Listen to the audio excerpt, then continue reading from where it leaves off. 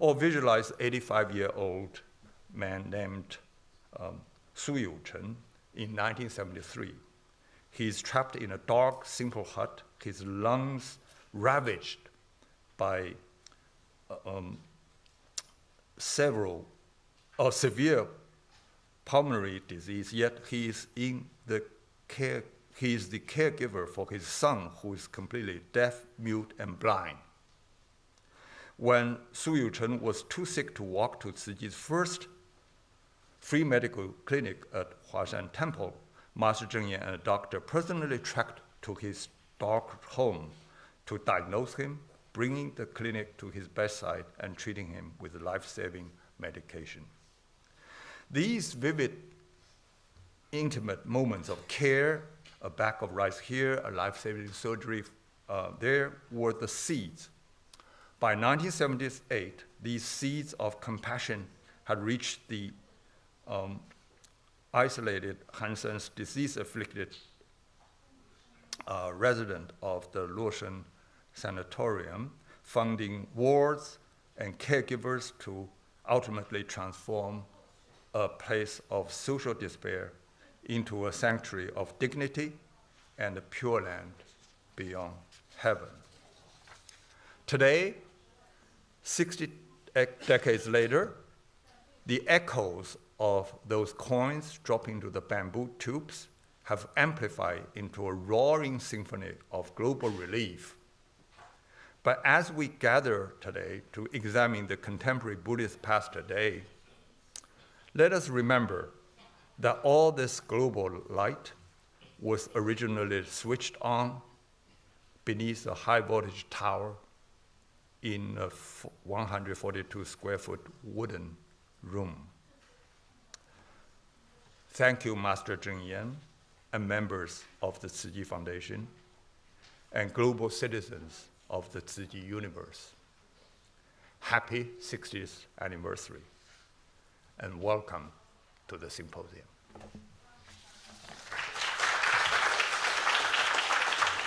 Thank you so much, Professor Wang, for that beautifully introduced history of Tzu Chi. So before we begin our next speaker, before we invite our next speaker, we would like to share a very special video message with everyone. As mentioned, over the past 60 years, Tzu Chi has grown from a small seed in Taiwan into a global movement of compassion. Let us now directly hear from Venerable Master Cheng Yen as she reflects on the urgent challenges of our time. She reminds us of the profound power of unconditional loving kindness to transform lives, purify hearts, and bring concrete hope to those in the darkest of circumstances. Let us now turn our attention to the screen.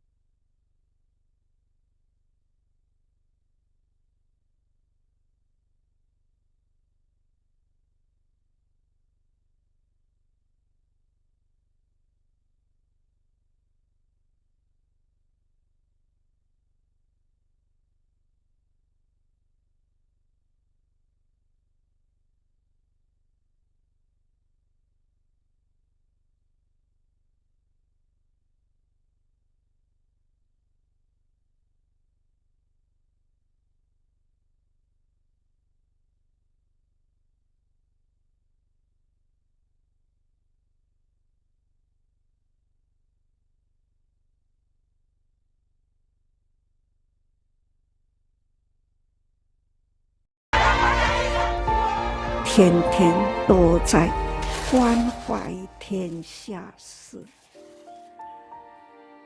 更想到了现在的气候变迁，总是感觉到压力很重很重啊，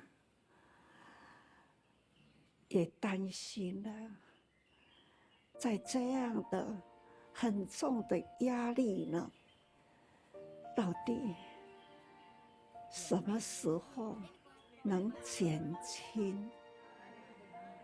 唯有呢，天下人人呐，提起了信心，还要提起了勇气，祈求净化人心，祥和社会，那才能天下平安。慈济呢，今年60周年，一甲子的慈济事真的是做不少，才能说我们在小小的台湾现在可以普及在全球。在国际间，有慈济人才是种子而已。真正要有力量呢，要种子呢，真正的要播种入地，而且呢，成就因缘，种子才有力量要不然这人。慈济人在天下评估起来，少之又少啦。所以说来，信仰大家要赶快呢，要相信增加正信的佛教，绝对有路用啦。释迦牟尼佛体会到了宇宙天体所有的道理，这样的道理呢，都是看不到也是摸不着的。但是呢，佛陀把他的理呢，用种种方法，从我们不能理解到了我们能理解这是佛陀的智慧慈济在现代这个时空之下，那彼此都无关系的人，他们那样的关怀，那叫无缘大慈，做同体大悲，这都是佛法呢的教义。佛法讲因缘，我们这一辈子有这样的因缘呢，能做得到，尽量付出。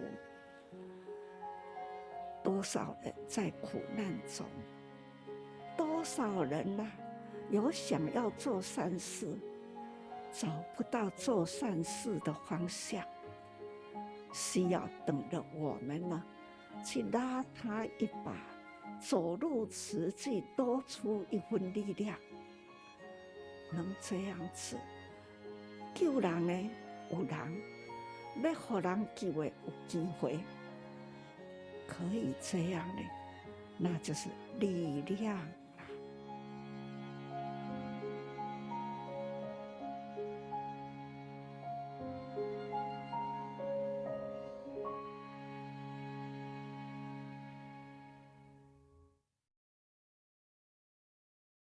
The true values of these teachings lies in how they are lived and practiced in the world. So now, to continue our opening remarks, please join me in welcoming the Deputy CEO of Tzu Chi Foundation and convener of the Tzu Chi Academic Committee, Dr. Ray Sen-Her.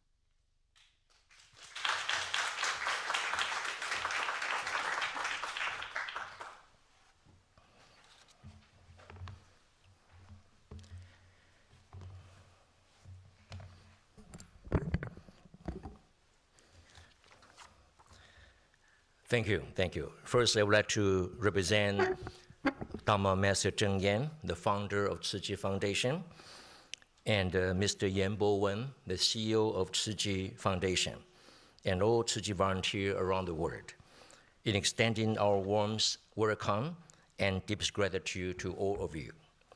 As you have seen in this video, Venerable Cheng Yen always cared for those suffering in the world. And this constant compassion and altruism embody the core spirit of Buddha and the entire history of the development of Buddhism. This forum, Applied Buddhism and Future of Buddhism, care, and the entire is organized to explore the new path of Buddhist study and practice, as well as commemorate Tzu Chi's 60th anniversary and to honor the volunteer ongoing effort on behalf of the world and Buddhism. I would like to express my sincere gratitude to Professor Eugene Wang of Harvard University and all colleagues at the CAMLab. I would also like to thank you, CEO of Tzu Chi USA, Debbie Lee, and the director of Tzu Chi New York branch, Brother Freeman Su, and the volunteer of Tzu Chi US, and all colleagues from Tzu Chi Literature and History Office for their collective action in making this meaningful forum and its related event possible. This program begins today and will continue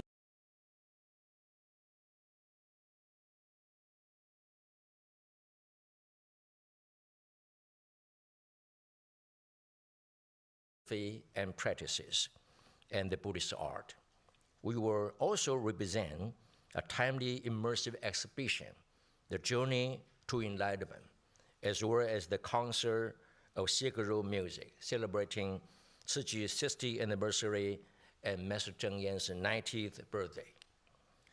We would also like to especially thank you all distinguished guests and scholars in attendance, including Professor Stephen Tizer, Professor Jonathan Gore from Princeton, and Professor Patil, Professor Jenny Gatto, Professor James Robinson from Harvard University, and scholars and experts from the United States and Asia, including Professor Sun Yinggang and Professor Zhang Wenliang, Professor He Jianming, Professor Shao Jiade, Professor Deng Weiren, Professor Lin Jiande, Professor Lin Anwu, and Professor Alice DeVito, and Dr. Lina Virtually, and Professor Sakuro, Professor McGrath, and many others. I cannot name them one by one, but welcome and thank you all. Over the past 60 years, Tzu Chi has been guided by Dharma Master Cheng Yen's single-minded aspiration for Buddhism and for sentient beings. With the selfless giving as a core principle, Tzu Chi has led millions of volunteers around the world in more than 140 countries and regions to engage in charity, medicine, education, humanity, and environmental protection. Tzu Chi's volunteers are found across 5 continents, and its members come from all religious backgrounds, including Buddhist, Muslim, Christianity, Catholic, and atheist. We all share the same aspiration to give to the suffering being of the world. With a spirit of compassion and altruism, we engage in public service. Through benefit others, we transform ourselves. And through the Bodhisattva Path, we cultivate compassion and wisdom. As Buddhists, what Tzu Chi emphasizes is not merely reciting sutra or practice of meditation, but moving toward ultimate awakening through compassion and altruism. It's not that one becomes awakening first, and then to help the people. Rather, awakening is realized through helping sentient beings. We take all beings as our field of practice, cultivating compassion through giving and deepening wisdom through service, ultimately moving toward enlightenment. This is the core principle and practice of Tzu Chi has followed over the past 60 years. At the same time, we are living in an era of deep division, tension, and opposition. In such a time, we enjoy a prosperous material life, and yet we also face immense conflict and uncertainty between culture, between rich and poor, and between humanity and the environment and the technology. In such an age, as a Buddhist community and a scholar of Buddhism, can we offer light to this chaotic time? Can we chart a clear path through this bird age?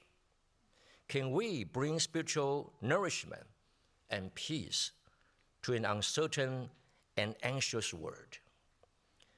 This is precisely the path that Applied Buddhism and the contemporary Bodhisattva Path, Master Cheng Yen's philosophy and practices, has opened over the past 60 years, hoping for a world free from disaster, the purification of human heart, and ultimately achieve a harmonious society.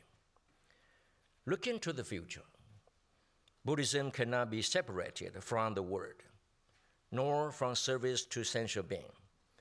Buddhism is not merely, as John Hick suggested, a path for a small number of people with exceptional spiritual capacity to seek liberation.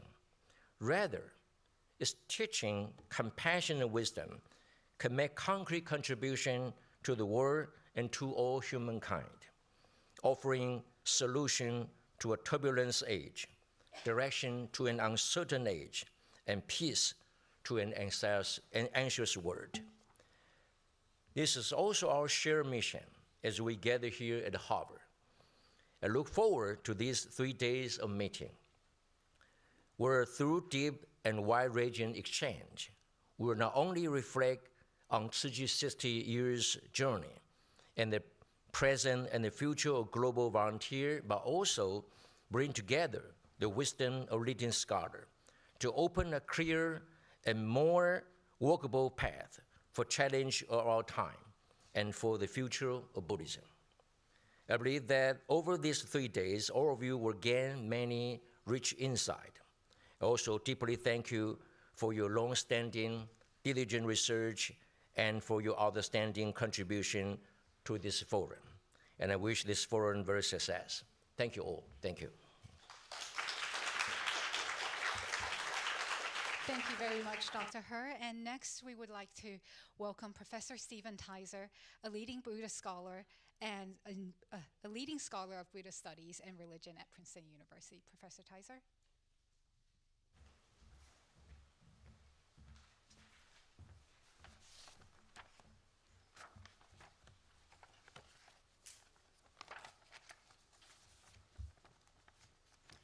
Distinguished guests, I'm Stephen F. Teiser of Princeton University, and I'm honored to be one of the representatives of my university at this wonderful symposium.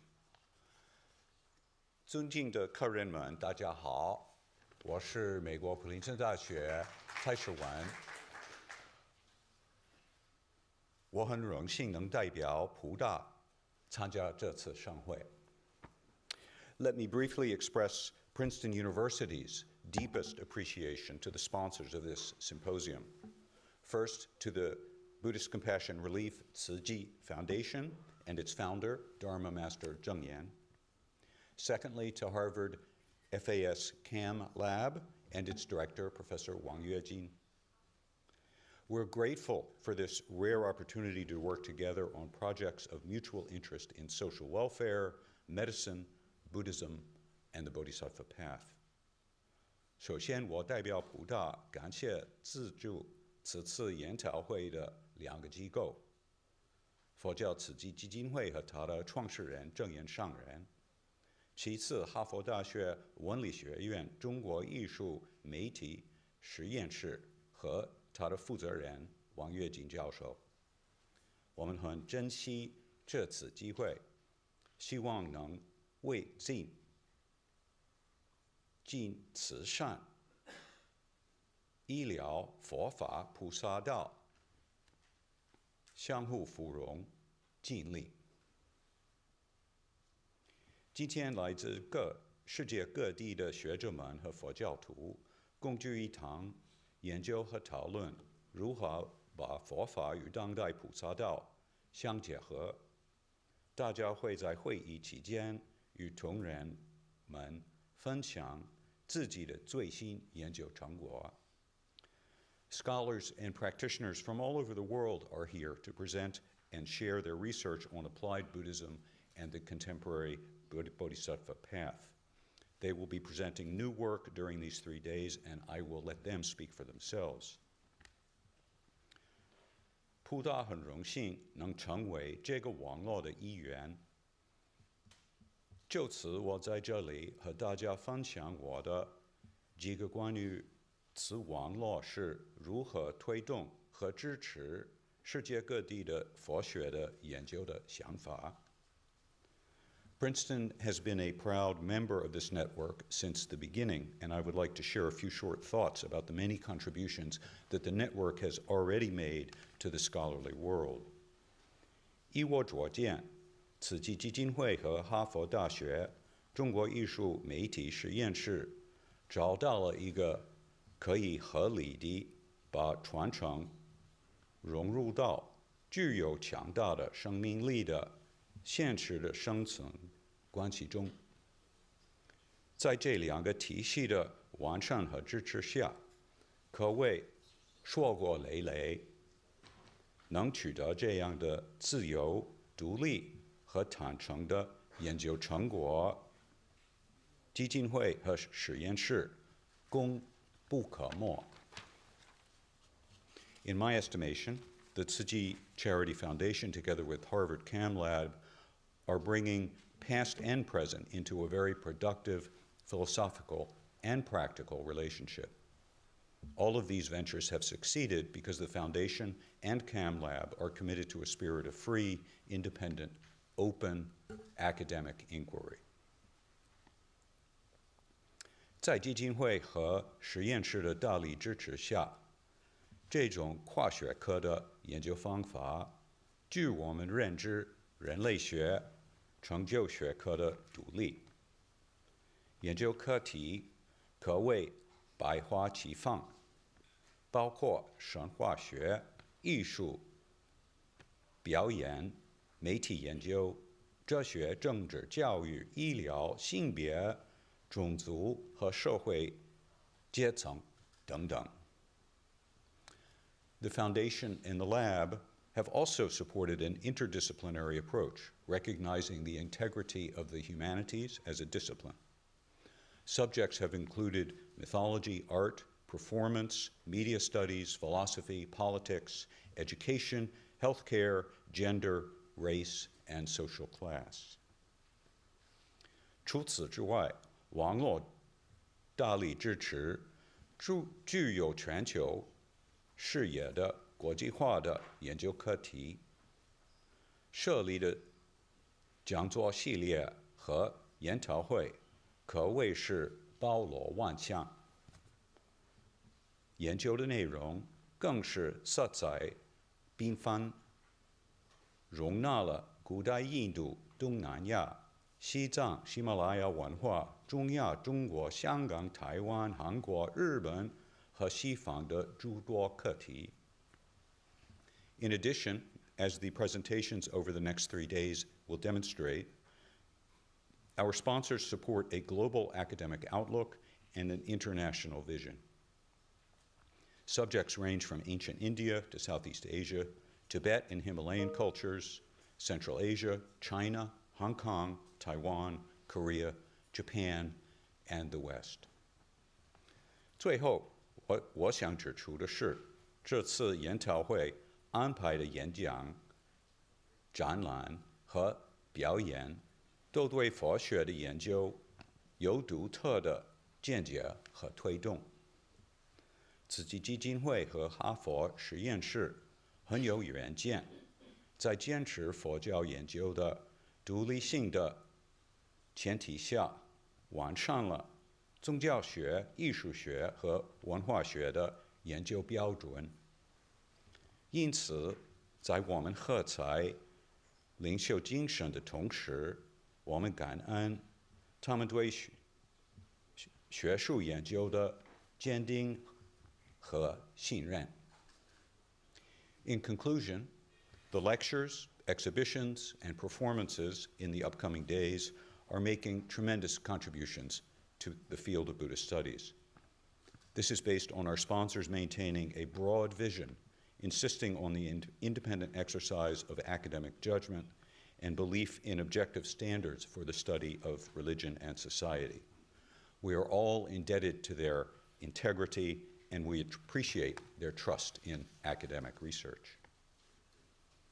我相信这次研讨会会在已经取得的成绩上锦上添花，在学术研究的方向上更上一层楼。我真诚地感谢此次盛会的组织者的支持和全力推进，预祝研讨会圆满成功。I'm sure that this symposium will take these contributions in even newer and more exciting directions. I wish to express my thanks for the organizers' support and to offer my good wishes for the success of the symposium.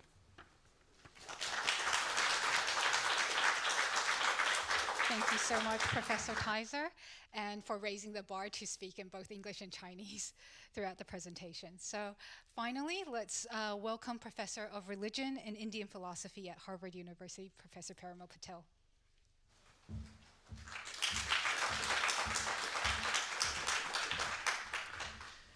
I will bring the bar back down by only speaking in English.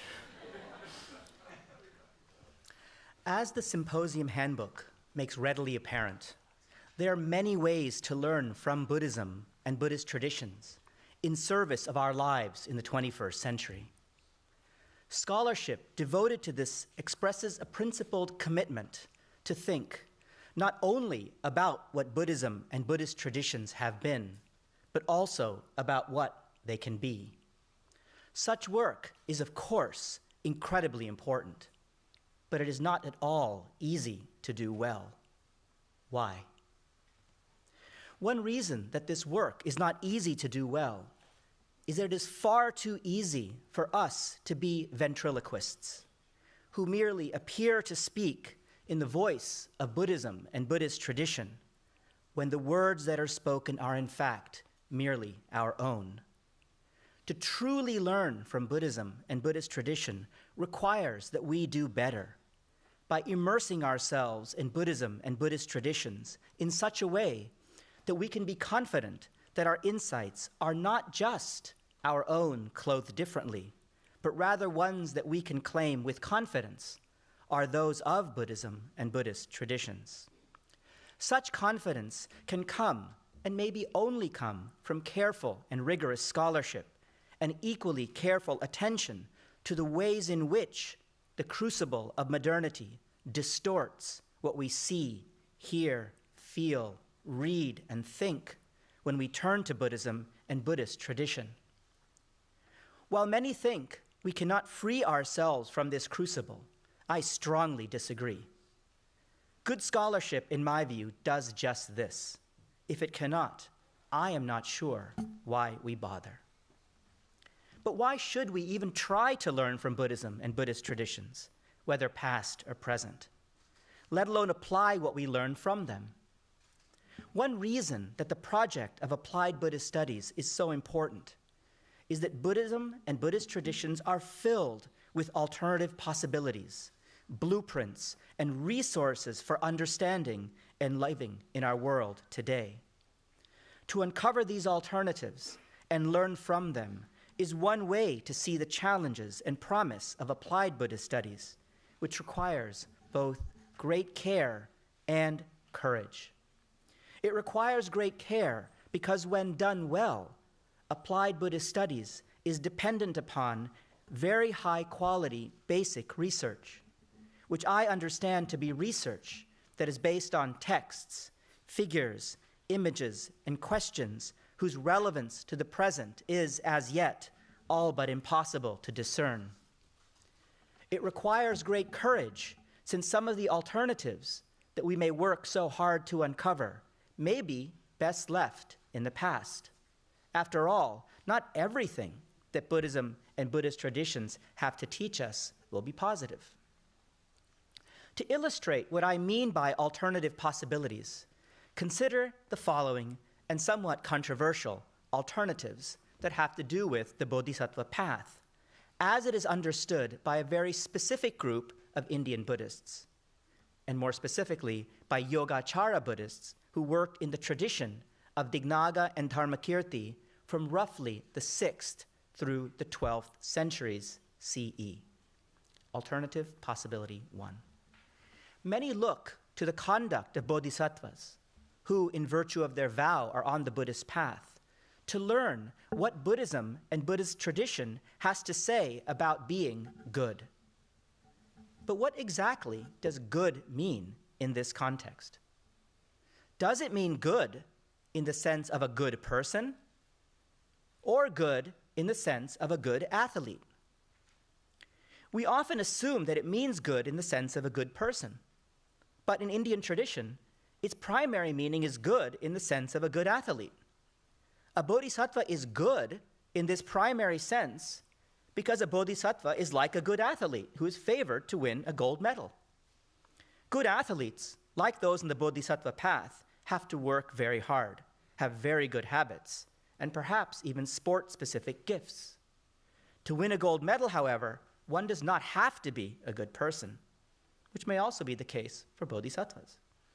After all, in Aryashura's Jatakamala, the bodhisattva Vishvantara, who we are told is the penultimate birth of the future Buddha, gives away his wife and children to an obviously undeserving recipient. A moral exemplar, at least as this term is ordinarily understood, Vishvantara is not. The alternative possibility that all of this suggests is that to be good on the Bodhisattva path is to be good like a good athlete and not like a good person. Alternative possibility 2. A second possibility that we may discover in the work of Dharmakirtians is the relationship between philosophy and practice. While some go so far as to say that, in India, Buddhist philosophy was a form of Buddhist practice, there is, I am afraid, very little to suggest that this was, in fact, the case. In fact, it is very clear that Buddhists, in the Dharmakirtian tradition at least, took philosophy to be a prerequisite to practice, and not in any way an example of practice itself. For example, according to Dharmakirtians, here is what philosophy can do. Through philosophy, and only through philosophy, it's possible, first, to reject the views of one's rivals. For example, Buddhist personalists and even non-Buddhists who believe in the existence of a persisting person or self, and also reject the epistemology that supports them. Second, to establish one's own views and their supporting epistemology. Third, to demonstrate that all existing things are momentary, which these Buddhists take to be the essence and core of the Buddhist teachings. And 4, to show that by meditating on momentariness, it's possible to see that all things are impermanent, a vision that puts one on the very first stage of the Bodhisattva path, the Pramodita Bhumi. Philosophy ends here. While philosophy removes the cognitive defects that prevent one from starting on the path, it is useless when it comes to the natural and almost intrinsic special concern that we have for me and mine. This special concern, which binds one to the cycle of birth and death, can only be eliminated through, specifically, religious practice. The alternative possibility that all of this suggests is that technical philosophy is a necessary prerequisite for success on the Bodhisattva path. It is not optional in the sense that one cannot succeed on the path without it, even though it is not itself a form of practice. Philosophy is like the arduous and time-consuming preparation that is required for successfully running a marathon, but it is not in any way a part of the race. When taken together, these two alternatives also suggest a third, namely that for Dharmakirtians, and we should add for Sanskrit philosophers more generally, there's next to no connection between epistemology, ontology, and metaphysics on the one hand, and value theory, such as ethics, on the other. Incompatible epistemologies, ontologies, and systems of metaphysics can support a single, shareable ethical framework. The alternative possibility present in the work of Dharmakirtians is that epistemology, ontology, and metaphysics is of little, if any, ethical significance. Alternative possibilities, even the very controversial ones that I've just introduced, are powerful opportunities to learn from Buddhism and Buddhist tradition in ways that I think will put us in a proper position to think constructively with Buddhism and Buddhist tradition for the future. As I've suggested, to be successful in this effort requires great care and great courage. It is a testament to the Tzu Chi Foundation that has chosen to support scholarship that demonstrates both the care and courage for doing effective, constructive work in Buddhist studies. I'm grateful to be participating in the symposium, and I'm very much looking forward to learning from all of you in the coming days about applied Buddhism, the Bodhisattva Path, and the possibilities for Buddhism in the 21st century. Thank you.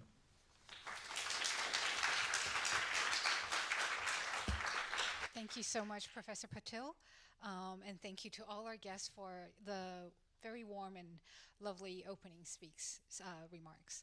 So before we start the day, we will first start with a group photo.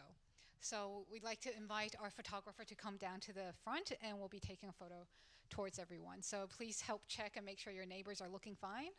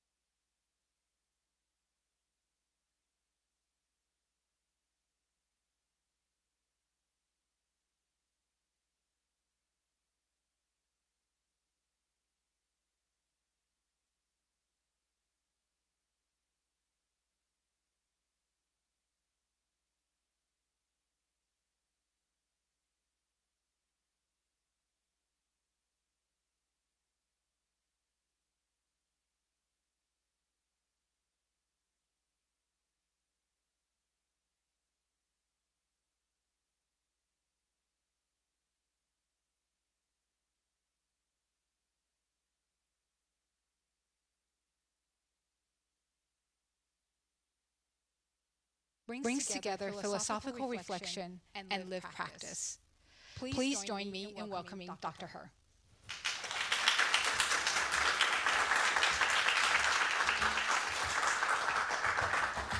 Thank you all. I humbly share my view and looking for all of your advices. All religion must respond to the need of its time in order to flourish and sustain its development. And Buddhism is no exception. Over its more than 2,600 years history, Buddhism declined in its birthplace of India by the 13th century, while the Han Chinese transmission of Buddhism has continued for approximately 1,900 years. And during the late Qing and early 20th century era, China was in a period of intense turmoil. At this historical juncture, how should Buddhism respond to the challenge of the time, and how to propose new direction against this backdrop? And Dharma Master Tai Shi advocated Buddhism for human life. In fact, before humanist Buddhism was proposed in China, Japan experienced a Buddhist revival after the Meiji Restoration, responding to some extent to the needs of modern society. This also inspired Dharma Master Tai Shi to reflect, should Chinese Buddhism also move forward toward modernization, even drawing from Western models? Therefore, Master Tai Shi traveled to the West for study, gaining in-depth understanding of the remarkable achievement of Western religion in charity, education, and culture. And based on this observation, he proposed 4 major directions for Buddhist development: charity, education, culture, and economy of Sangha, while advocating the concept a monastery can be a factory. He hoped temple would not only be placed for spiritual practice, but also develop education and self-sustaining economy work, promoting Buddhism modern transformation. Subsequently, Dharma Master Yin Sun further proposed humanistic Buddhism, emphasizing that Buddhist teaching should be rooted in human realm, believing the path to Bodhisattva and Buddhahood lie not in the distant heaven, but in practice within the human world. Later, Dharma Master Yin Sun's disciple, Venerable Master Cheng Yen, founded the Tzu Chi Foundation in 1966, promoting for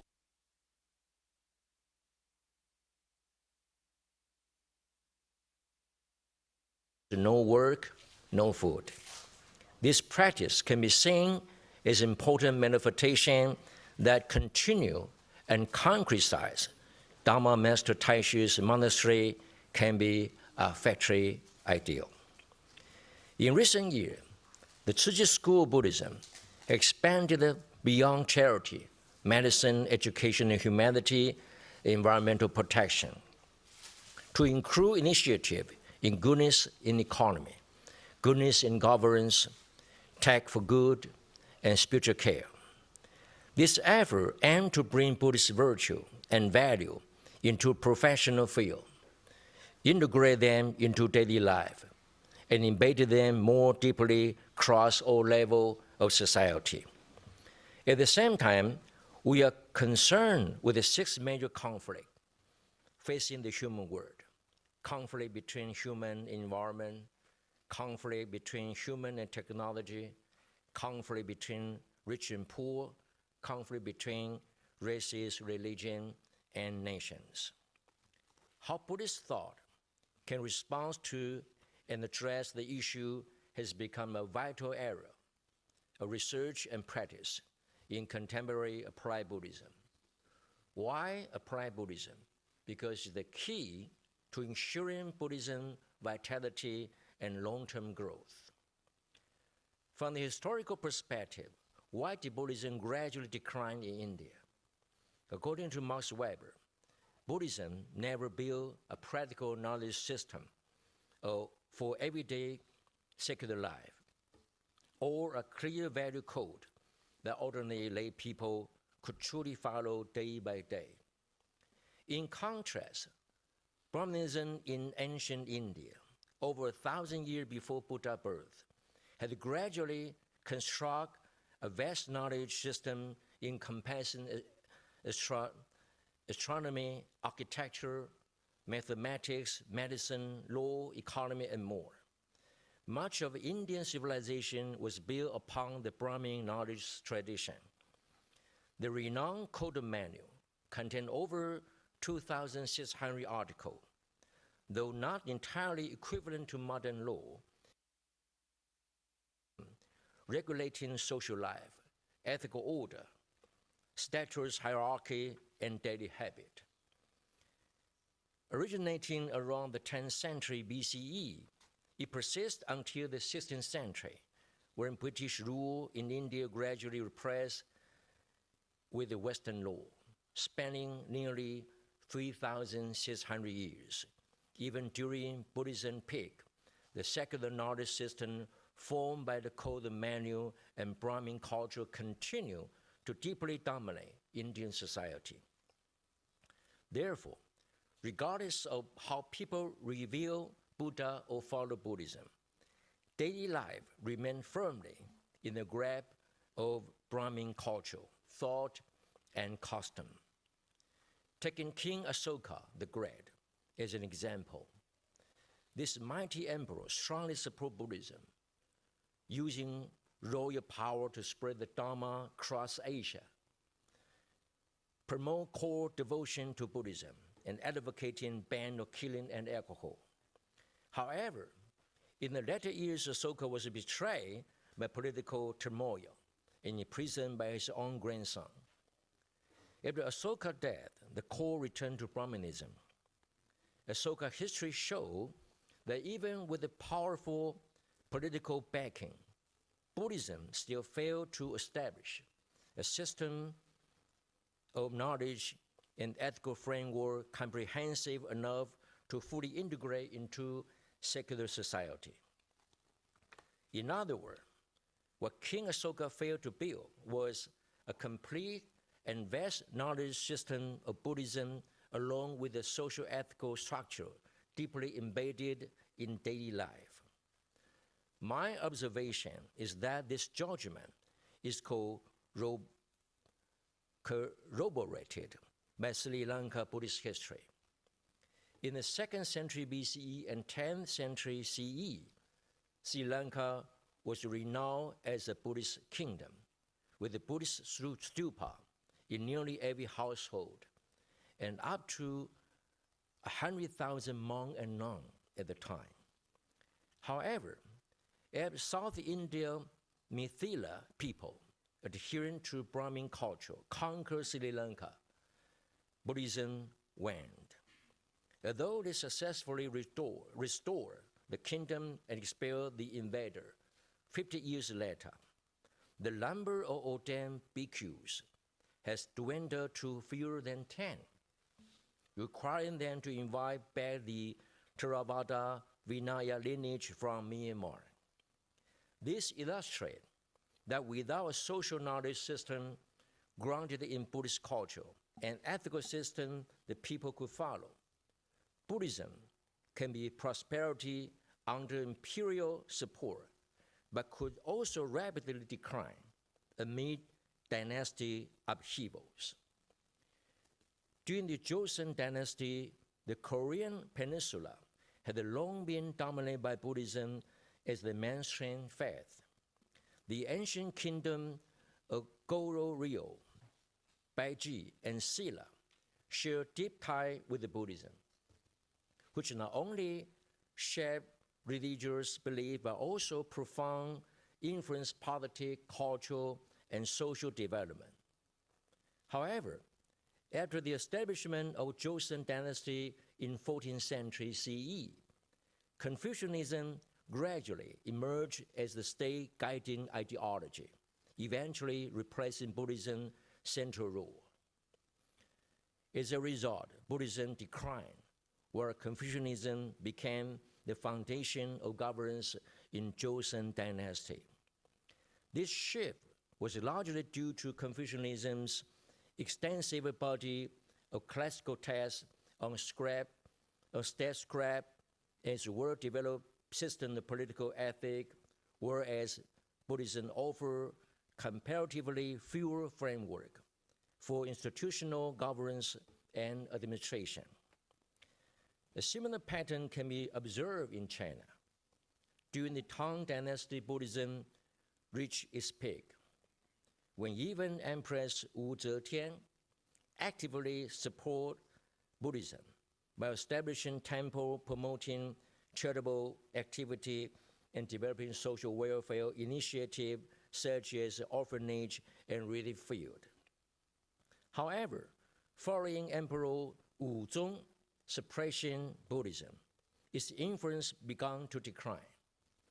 Although Zen master Bai Zhang later introduced an agricultural system that helped sustain monastic economy and promote temple self-sufficiency, Buddhism in the post-Tang period continued to lose support from both the imperial court and the wealthy elite. In contrast, Confucianism remained the primary foundation for governance, economic life, and family organization in Chinese society.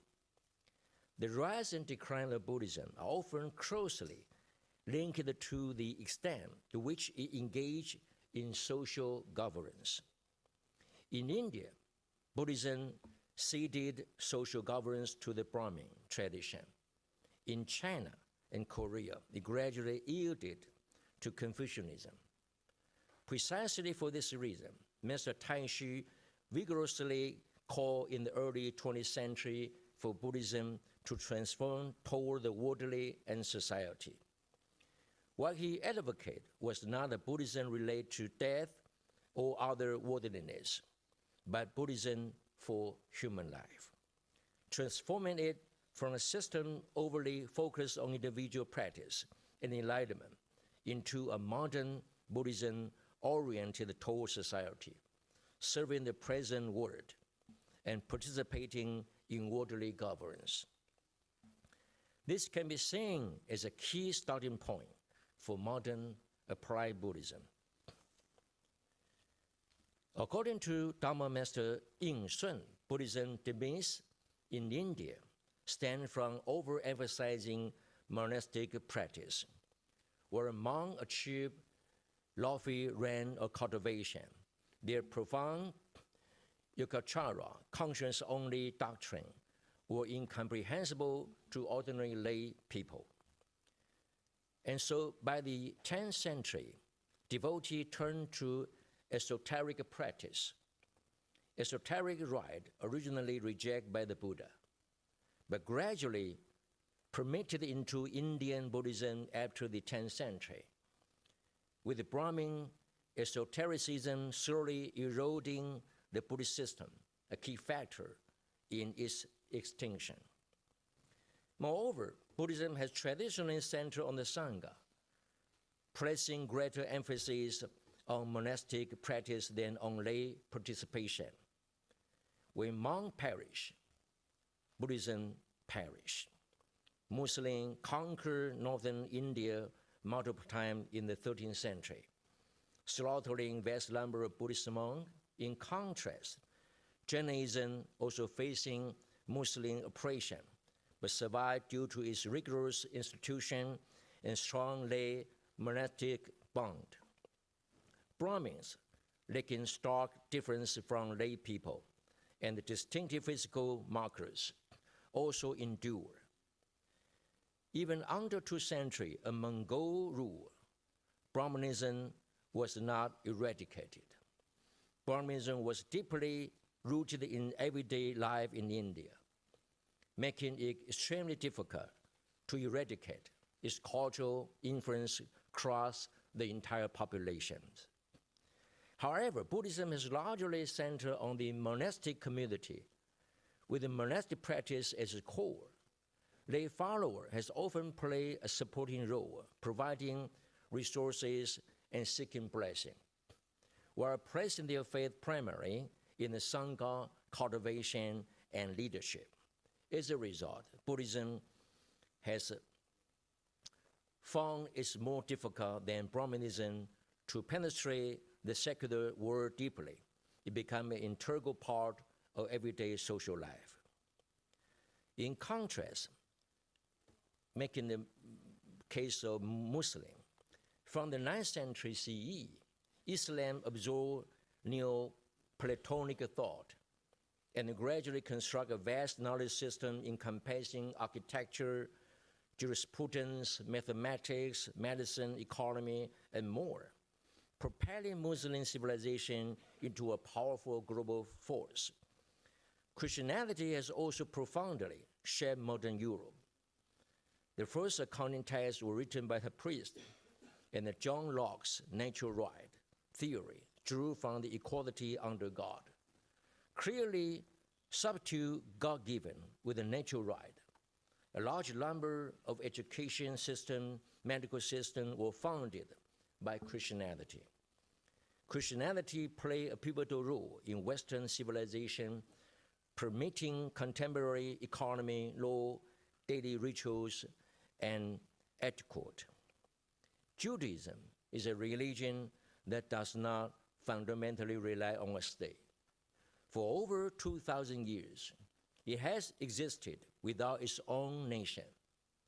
Since Jerusalem fell to the Roman Empire in the 1st century, Jew has been dispersed across the world, relying on the Torah and the Talmud.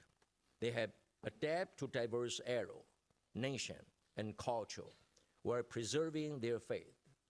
For Jews, faith is essentially a way of life, or as we might say, Judaism is a way of life. Conversely, over the past 2 millennia, Buddhism's monastic focus rather than lay-centeredness has failed to provide lay people with a knowledge system to follow or an ethical framework for daily living. Therefore, Buddhism has not truly become a part of everyday life for lay person. Buddhism throughout its long history has often taken the form of Applied Buddhism, appearing in many different periods. After awakening, the Buddha traveled throughout the 8 countries in northern part of India, sharing his wisdom with the king, with the various sage, as well as for the lowly labor and farmer. What the Buddha did was apply Buddhism. He shared the wisdom of his awakening with all status of society. Even in the architecture of Borobudur in Indonesia, which depict the story of young Sudahana in the Avatana Saka Sutra, or called Flower Garden Sutra, we see that he must visit 53 knowledge wisdom people before he can contain great wisdom. This is also a concrete manifestation of Buddhism being applied across the various fields of the world. Therefore, in our contemporary effort to humanize Buddhism, the most crucial task is applying Buddhist wisdom across all worldly domains. This goes beyond Tzu Chi emphasis on charity, medicine, education, humanity, and environmental protection. It involves deploying the Dharma in economy, society, governance, technology, media, art, spiritual care, and beyond. We have seen contemporary scholars advancing this, like Dr. Bernard Ford on Buddhism and neuroscience, Professor James Robinson studying temple and mental illness healing, Professor Jonathan Goh exploring how Buddhist thought foster modern political equality dialogue, and Professor Donald Lopez using the story of Nanda, advocating bhikkhuni ordination to examine gender equality from Buddhist land, or Professor Patia reflect the Western epistemology through Yogacara, or Professor Jenny Gatto research Buddhist philosophy and animal rights, or Stephen Tizer on Buddhist ritual and healing, or Professor Sakuro on the Buddhism and medicine. This represents academic key direction for applying Dharma to the world. Additionally, Professor Eugene Wang's work integrates Buddhism with art and media technology, offering new narrative for Buddhism in art and technology. Our proposed immersive exhibition, The Journey to Enlightenment, leverage cutting-edge media storytelling to interpret Buddhist art and fully showcase sacred sites. The sacred sites of ancient Buddhism remain preserved in its architecture, while those of modern Buddhism live on every compassion step taken by Master Cheng Yen and Tzu Chi volunteers. These embody academia and Sangha concrete expression of modern Dharma application. Personally, I'm committed to research in the economy of goodness, governance based on goodness, technology for goodness, altruism, and spiritual caring, with the aim to apply Buddhist philosophy across contemporary domain. I seek to address humanity's 6 major conflicts: human versus environment, human versus technology, and wealth gap, racial tension, religious strife, and political rivalry, unleashing Buddhist compassion and wisdom for human peace, prosperity, and common goodness. This is the common challenge for Buddhist scholars and practitioners worldwide. When religion engages with the world, it transcends self-centeredness, prioritizing the salvation and relief of essential being over its own expansion. Treating religious expansion as primary mission lead to excessive, like medieval Western Christianity, over-inflation, persecution of heretics, and create religious war.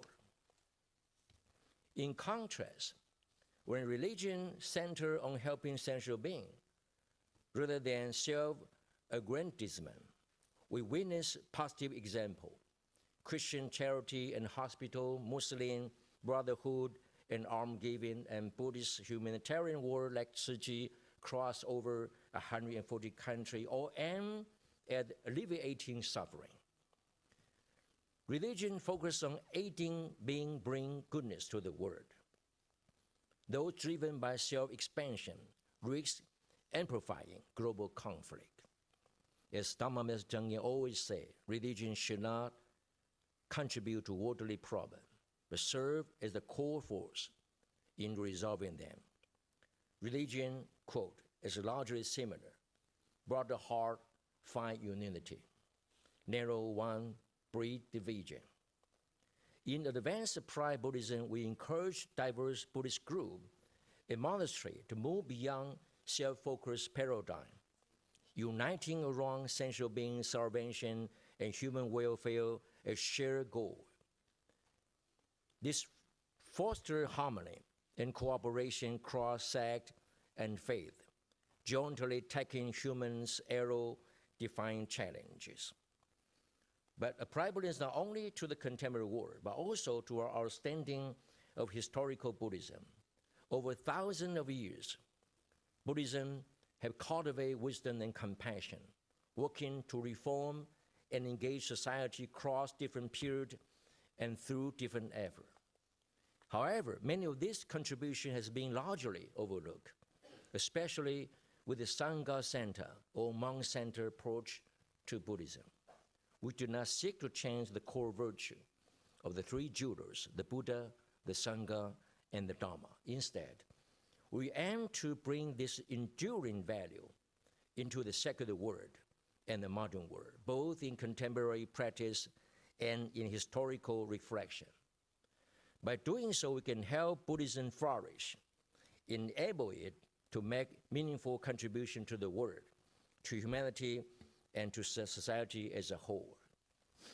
This reflects the ultimate goal of Buddha in line with the core teaching of Dharma Master Cheng Yen, as well as many other respected leaders and scholars in both Buddhist practice and academia. Thank you all. Thank you.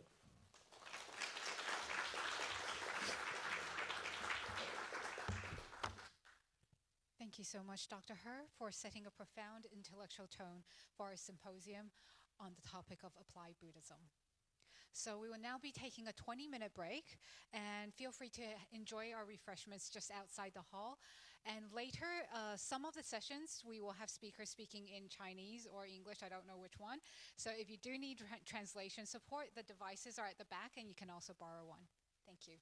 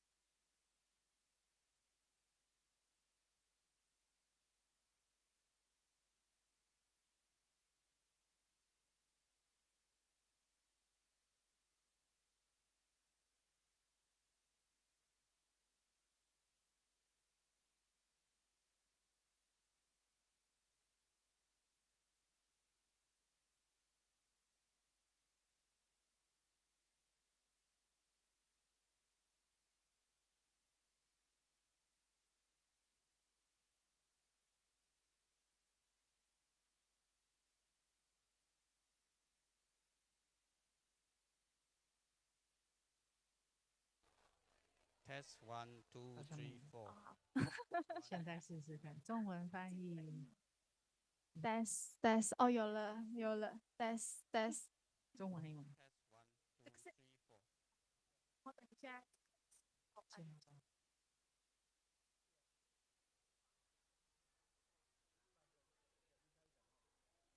1, 2, 3, 4. 1, 2, 3, 4.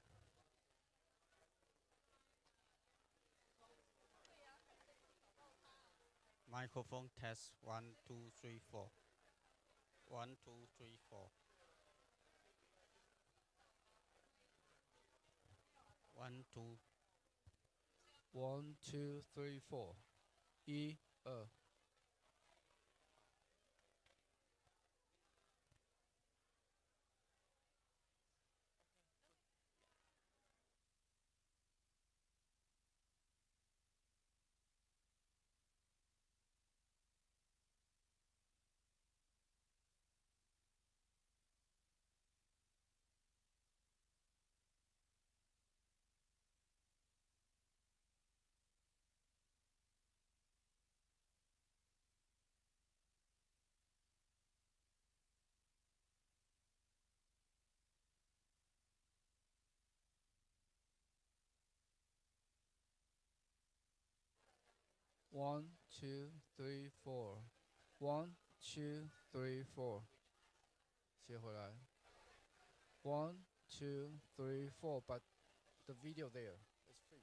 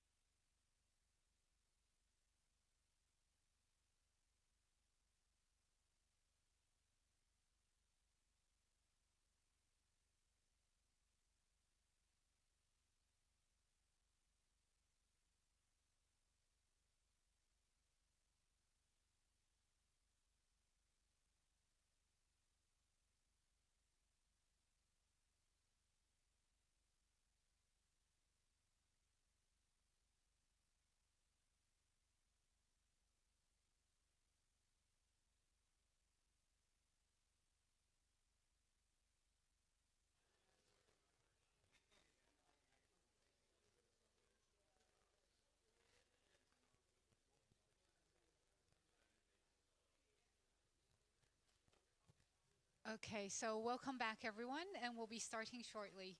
So please take your seats.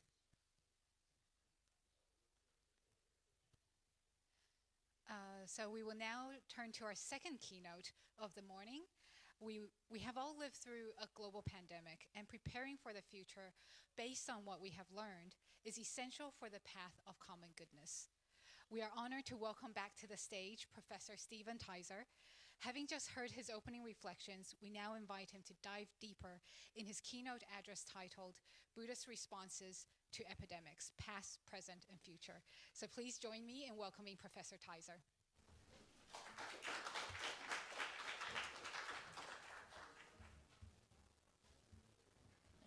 Sorry.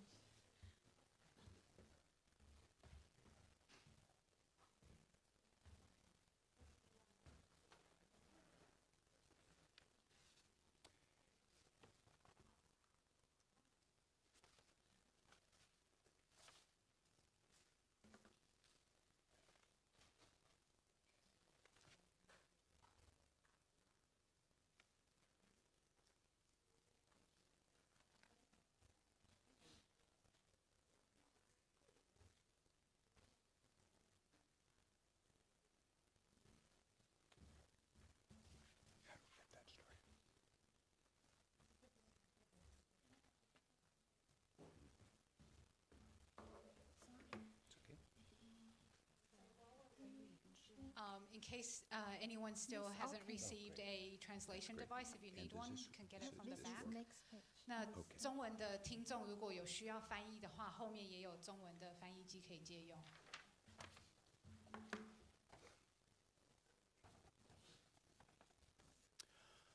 Honored guests and colleagues, I extend my thanks to our two co-conveners, Professor Wang and Dr. He, for having us here and for allowing me to give a talk that reflects on a little bit of my recent research and relates it to some of the issues in applied Buddhism.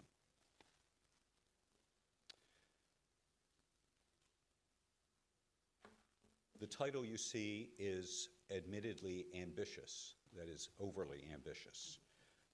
Past, present, and future covers a lot of time periods, covers a lot of potentially places, and I'm not really going to cover all that. I'm really going to focus on the past because that's my focus and that's my specialty. So I'm not going to venture too far into the present and the future, but I will end with some questions about it. I was sent down this path or inspired on this path by interacting with friends and having conversations in the recent past. One such conversation was with my friends in Tzu Chi, who helped organize a monumental and crucial donation in order to bring a COVID-19 vaccine to Taiwan in 2021. This was early in the pandemic, and lay Buddhists donated medicine, and Tzu Chi was really a pioneer in this campaign that encompassed other charity organizations as well as multinational companies in Taiwan. You see the report here from Reuters in 2021. So I thought about this as an example of Buddhism and medicine. And then I also thought about my own work, which is more reflected in the 5th and 6th, really the 5th through the 10th centuries in Chinese Buddhism. And I thought back to another example of Buddhists donating medicine. You see an illustration on the right from a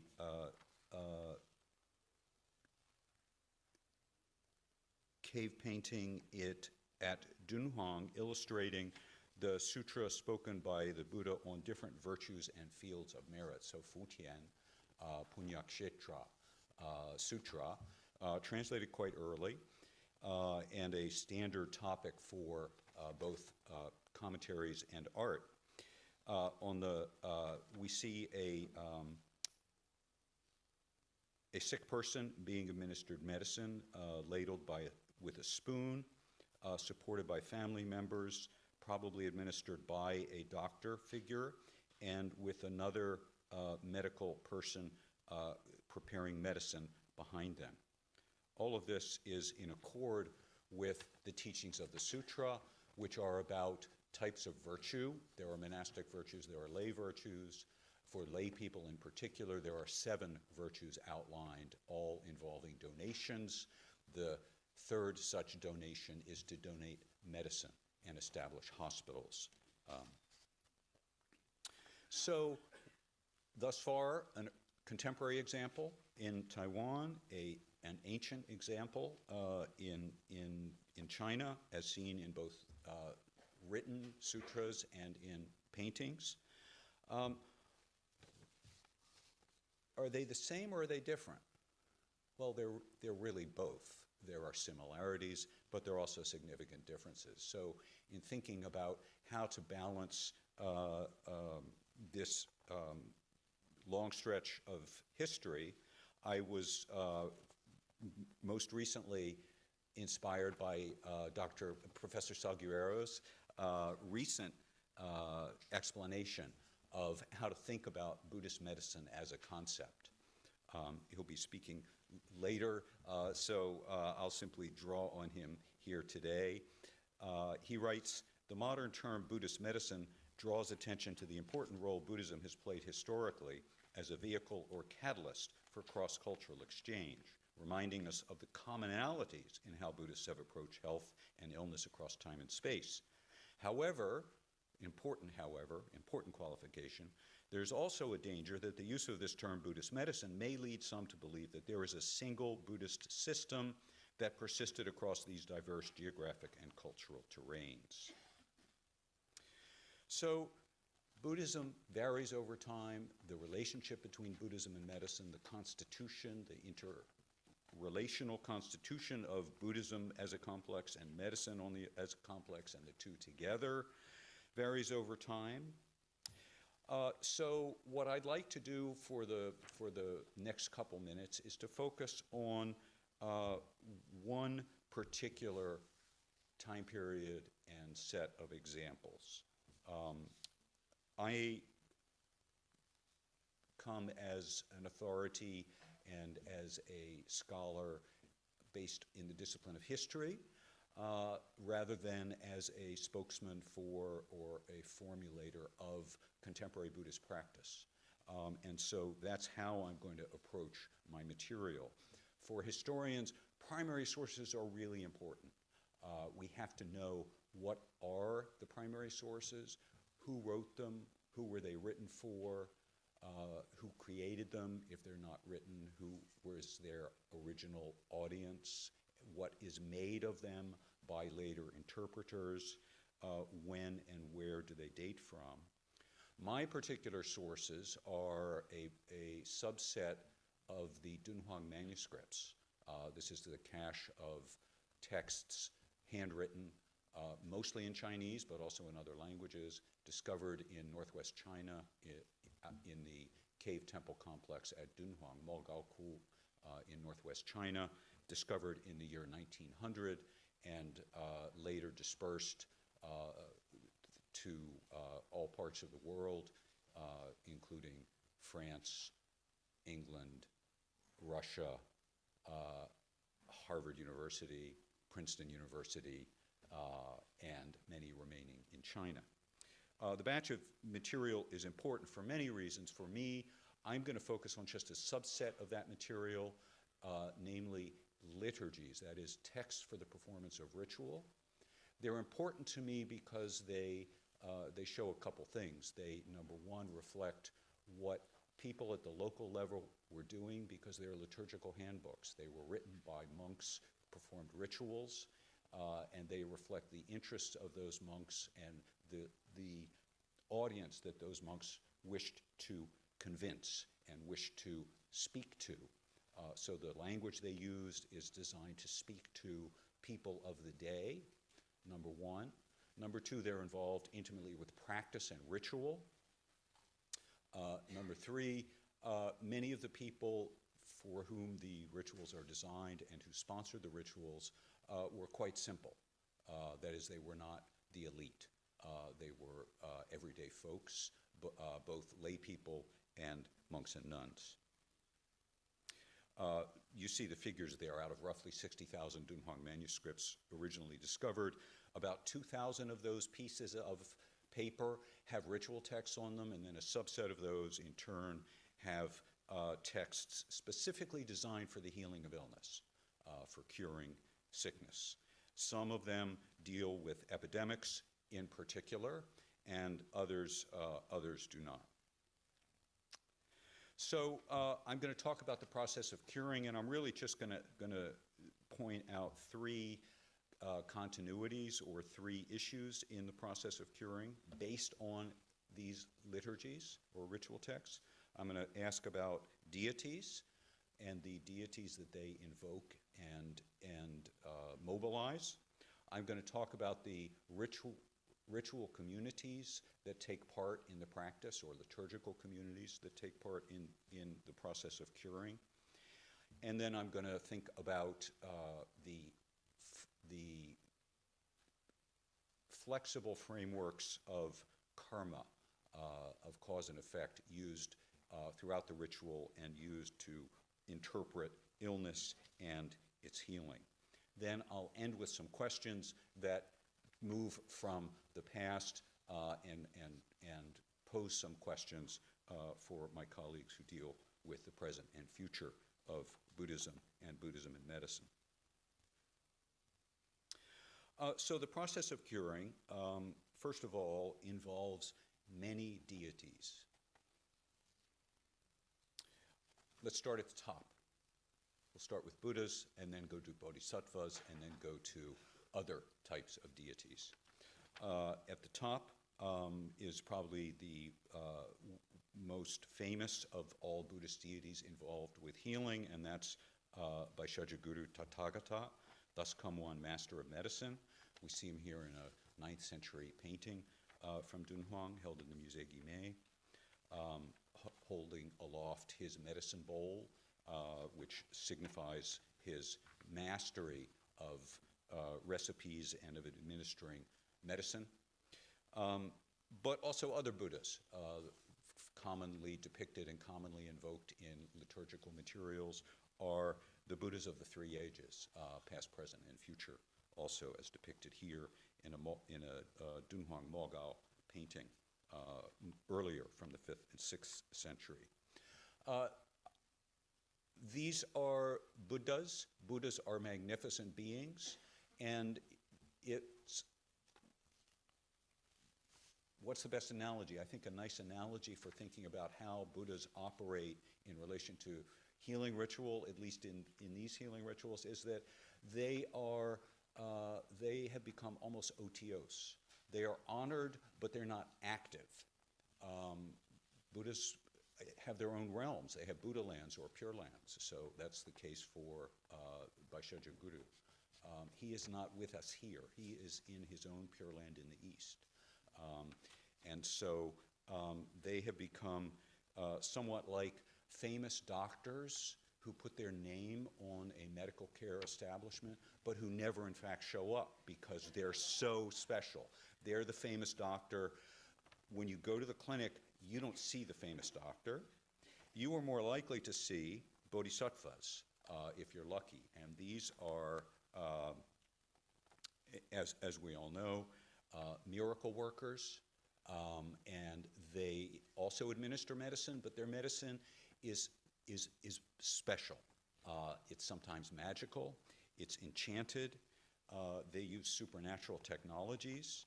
And so two commonly invoked bodhisattvas are Avalokiteshvara and Mahastamaprapta.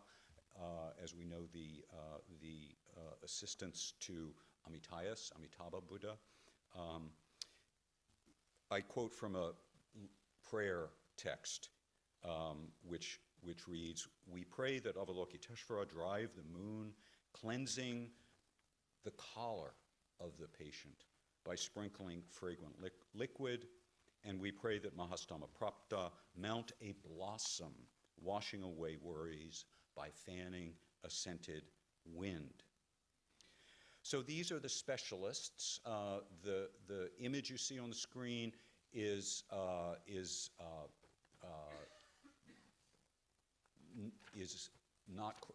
synchronic. It's from another time in another place, but it's such a compelling image of the two bodhisattvas welcoming a monk to rebirth that I had to show it.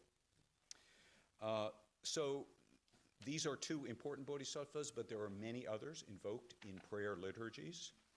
And then there are lower deities. These are originally simply powerful, often demonic and ugly and very fierce deities who have either been converted gently or conquered by less gentle means, by the Buddha's words or by the Buddha's legions, to preserve the Dharma and to protect those who follow the Dharma. And so we see here three among the Tianlong Babu, the gods and nagas and the other 8 categories of supernatural beings who have been convinced to work on behalf of suffering human beings. In this case, they are specifically invoked in healing liturgies to keep the other smaller, less powerful deities and demons, to keep them at bay and to conquer the demons who can cause illness. They are more like the doctors, the nurse practitioners, the nursing staff. They're the people, the lower ranks with whom one interacts in liturgies, and they're named, and their help is sought, is prayed for, and is described. So we think about the process of curing in Buddhism in pre-modern times. Deities play a central role. Communities also play a central role in acts of curing in pre-modern times. So let me give you 2 examples of that. To cure an epidemic afflicting northwest China, what's now Gansu province and parts of Xinjiang in the year 902, the local governor ordered monks and nuns at all the official monasteries to chant Buddhist sutras. And he's very specific in his instructions.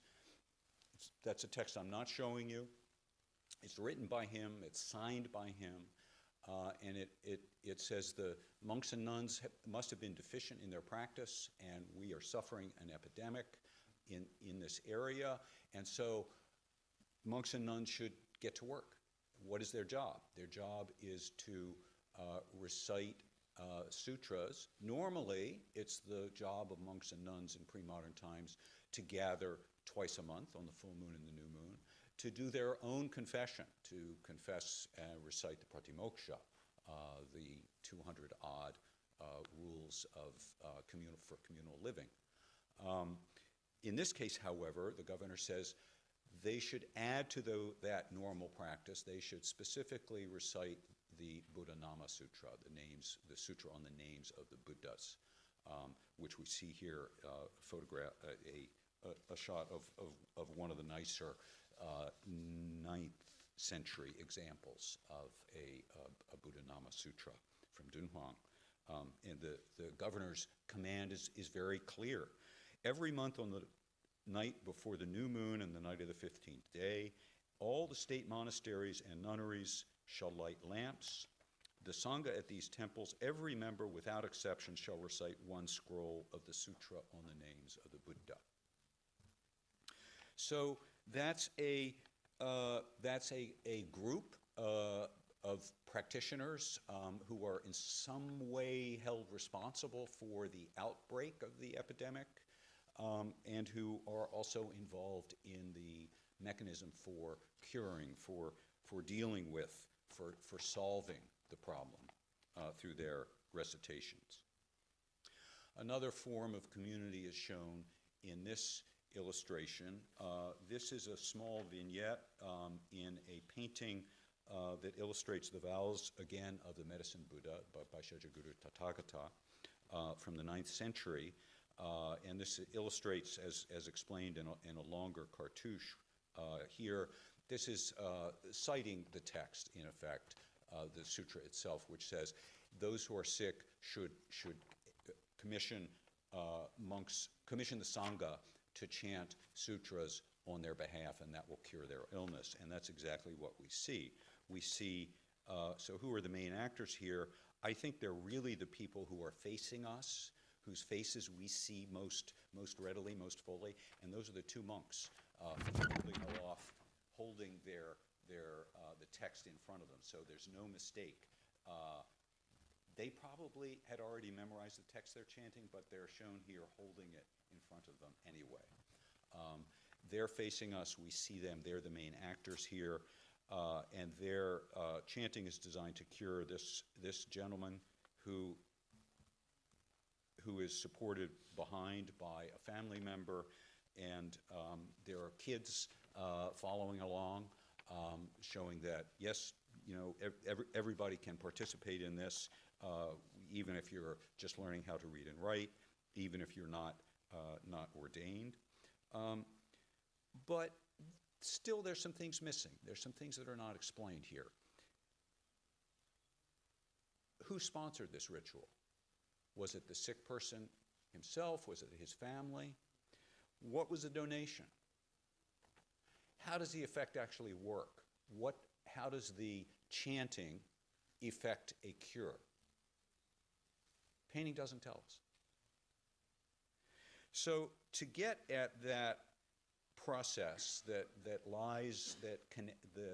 logic that connects actions to results, and the logic that connects donors and to a proximate community of monks and nuns who receive a donation, and then in turn involve interaction with deities. To figure all that out, we have to think more about karma. So I want to reflect in my third part about how karma is involved in this whole process, in curing through Buddhist means in the pre-modern period.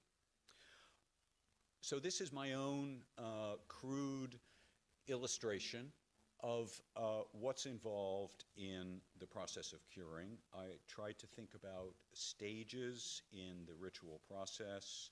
I tried to think about the goals, the proximate and ultimate goals at various points in the ritual process, because it is a process. It's not one simple event of making a donation. It's making a donation and having a ritual performed. The ritual has various parts to it, praising the Buddhas, invoking whatever deities are needed for the curing, transferring the merit, and so forth. So it's a complicated process. I could have, probably should have, gone to indigenous theories here.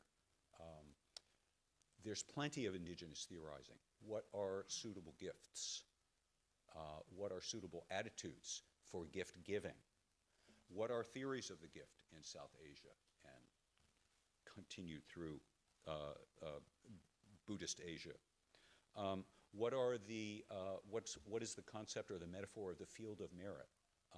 All of these are indigenous, that is, Buddhist ways of theorizing and thinking about gift giving.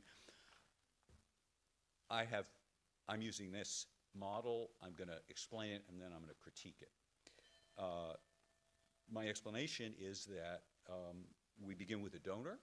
Donors can be monastic or lay. They can be old or young. They can be living or dead. They bestow gifts, which often include clothing. And we know this from the same batch of manuscripts that contain the healing liturgies, that many gifts given for healing are used clothing. Remember, pre-modern period, certainly before the 11th or 12th century, the primary currency was silk. You pay taxes in silk. So if you give silk, you're giving something that is convertible. Gifts can be very humble. Used clothing, they can be very extensive. They're put to use for the performance of a ritual. Sometimes they're given generally to the Sangha. Sometimes they're to construct a hall or to copy a sutra. The beneficiaries vary. They can include, of course, the sick person. They can include living persons. They can include the deceased. They can include the nation. They can include the emperor. They can grow to encompass all sentient beings. And then the boon itself can be immediate, curing, but most often is linked to a series of incarnations, a better lifetime, ultimately enlightenment. That's my analysis, but still there are things that are left out. So I want to go back to the liturgies and conclude by looking at what liturgical materials and ritual practice can tell us about how karma works, and karma makes connections between various parts of the ritual process. The liturgies are specific about the causes of illness.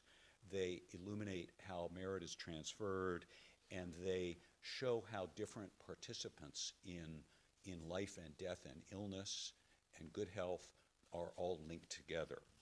So for causes, in Buddhism, always one possible cause for one's illness is deeds I committed in my past, in the past, whether in this life or in a previous lifetime. That's always possible.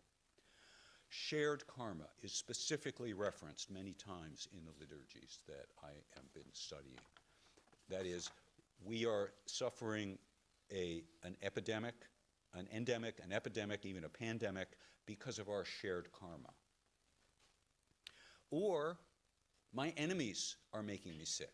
And I'll say more about that in a minute as to how could that possibly work. Language in ritual is also very specific about how the merit is transferred and what's done with it. Specifically, the following locution: we take this merit and the fortunate causes, right, the causes of good from the chanting in the ritual, and we use these good results first to ornament the sick person himself or herself. Ornament here is a way of saying benefit, is a way of saying transfer to. And then finally, the liturgies explain how my deeds are related to other people, because one common form of illness is illness caused by enemies, creditors, people whom I have wronged, even in previous lifetimes. The belief is they return, they bear a grudge, and they return even in another lifetime and make me sick. So what does a curing ritual involve? One thing it often involves is taking the merit produced by the good deed, bestowing it directly on the sick person, and then indirectly on any enemies that the sick person may have produced in previous lifetimes, sharing the merit with them, and then asking them in turn to release the sick person from his sickness. It's very explicit. May all the patient's enemies and creditors, anyone to whom he owes money or life, share a portion of his merit and cease being adversaries, release the sickness, and return the patient to his former condition. That's the past. Let me pose a couple short questions for present and future and my colleagues here. Do modern forms of Buddhism invert or reject the efficacy of the gift? By inverting the gift, do modern forms of Buddhism ask or insist that true giving, true donation, true compassion can only come from Buddhas and Bodhisattvas? The answer given in some forms of Shinchu, Jodo Pure Land Buddhism in Japan. Should we reverse the direction of donation? And should we think of the recipients not as recipients, but as the real donors? Are doctors the ones who are truly receiving the benefit from their patients? A philosophical move, an inversion of the usual direction about giving, made often in Tzu Chi philosophy, for instance. Do we demythologize? Do we do away with gods? Do we confine Buddhism to the present lifetime in an attempt to modernize it? If so, many of the forms of pre-modern merit-making and curing ritual might be difficult. And finally, do we look not at groups and shareability, but do we confine Buddhist practice to an individual practice? Do we cast aspersions on rituals or the division of a Buddhist community into specialists and lay people, and secularize Buddhism? Look at it merely as, largely as an inner experience. Those, as I say, are questions that I leave for my colleagues and for the rest of this wonderful conference. Thank you very much.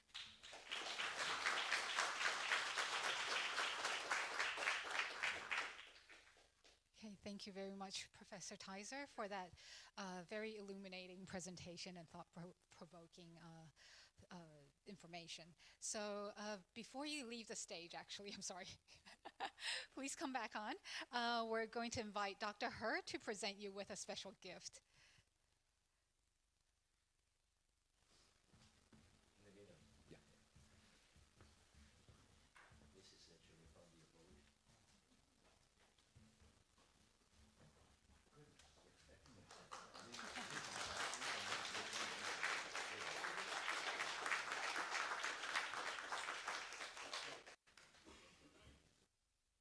Thank you again. So this morning we have established the overarching significance of Applied Buddhism. Now we are going to dive into the roots of these ideas in our first official panel, Philosophical and Ethical Foundations of the Bodhisattva Path. To understand how the Bodhisattva Path operates in the contemporary world, we must first understand the core values that drive it. Concepts like equality, ethics, and deep compassion.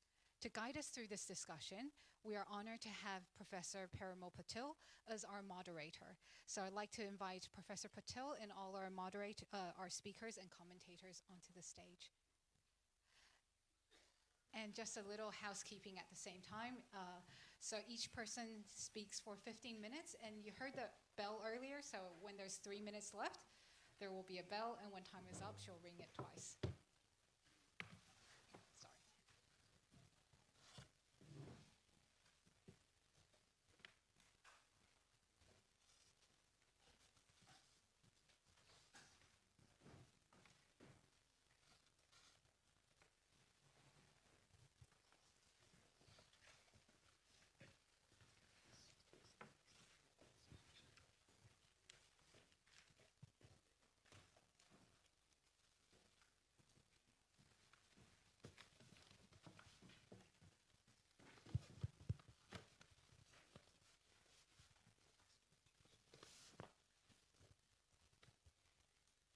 It's a great pleasure to be able to moderate the first panel of our symposium, and I will do my job by getting out of the way and letting our distinguished speakers and commentators have the floor. Just a reminder, there'll be a bell at 3 minutes and a double bell when time is up. And if necessary, I'll give a gentle reminder of that fact. Please, our first speaker is Professor Jonathan Gold of Princeton University.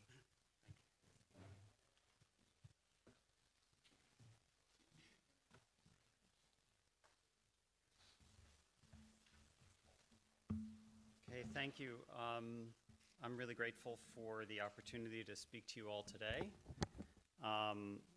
Many thanks to the organizers and of course to our generous sponsor, Tzu Chi Foundation. My talk this morning is based in my recent work where I've been trying to apply Buddhist concepts to analyze society and politics, and to use Buddhist thought and practices as means to intervene in our current age. Moving Buddhist concepts into the realm of social analysis makes the doctrines of no self and emptiness into positions on the emptiness of social roles and identities and social forms.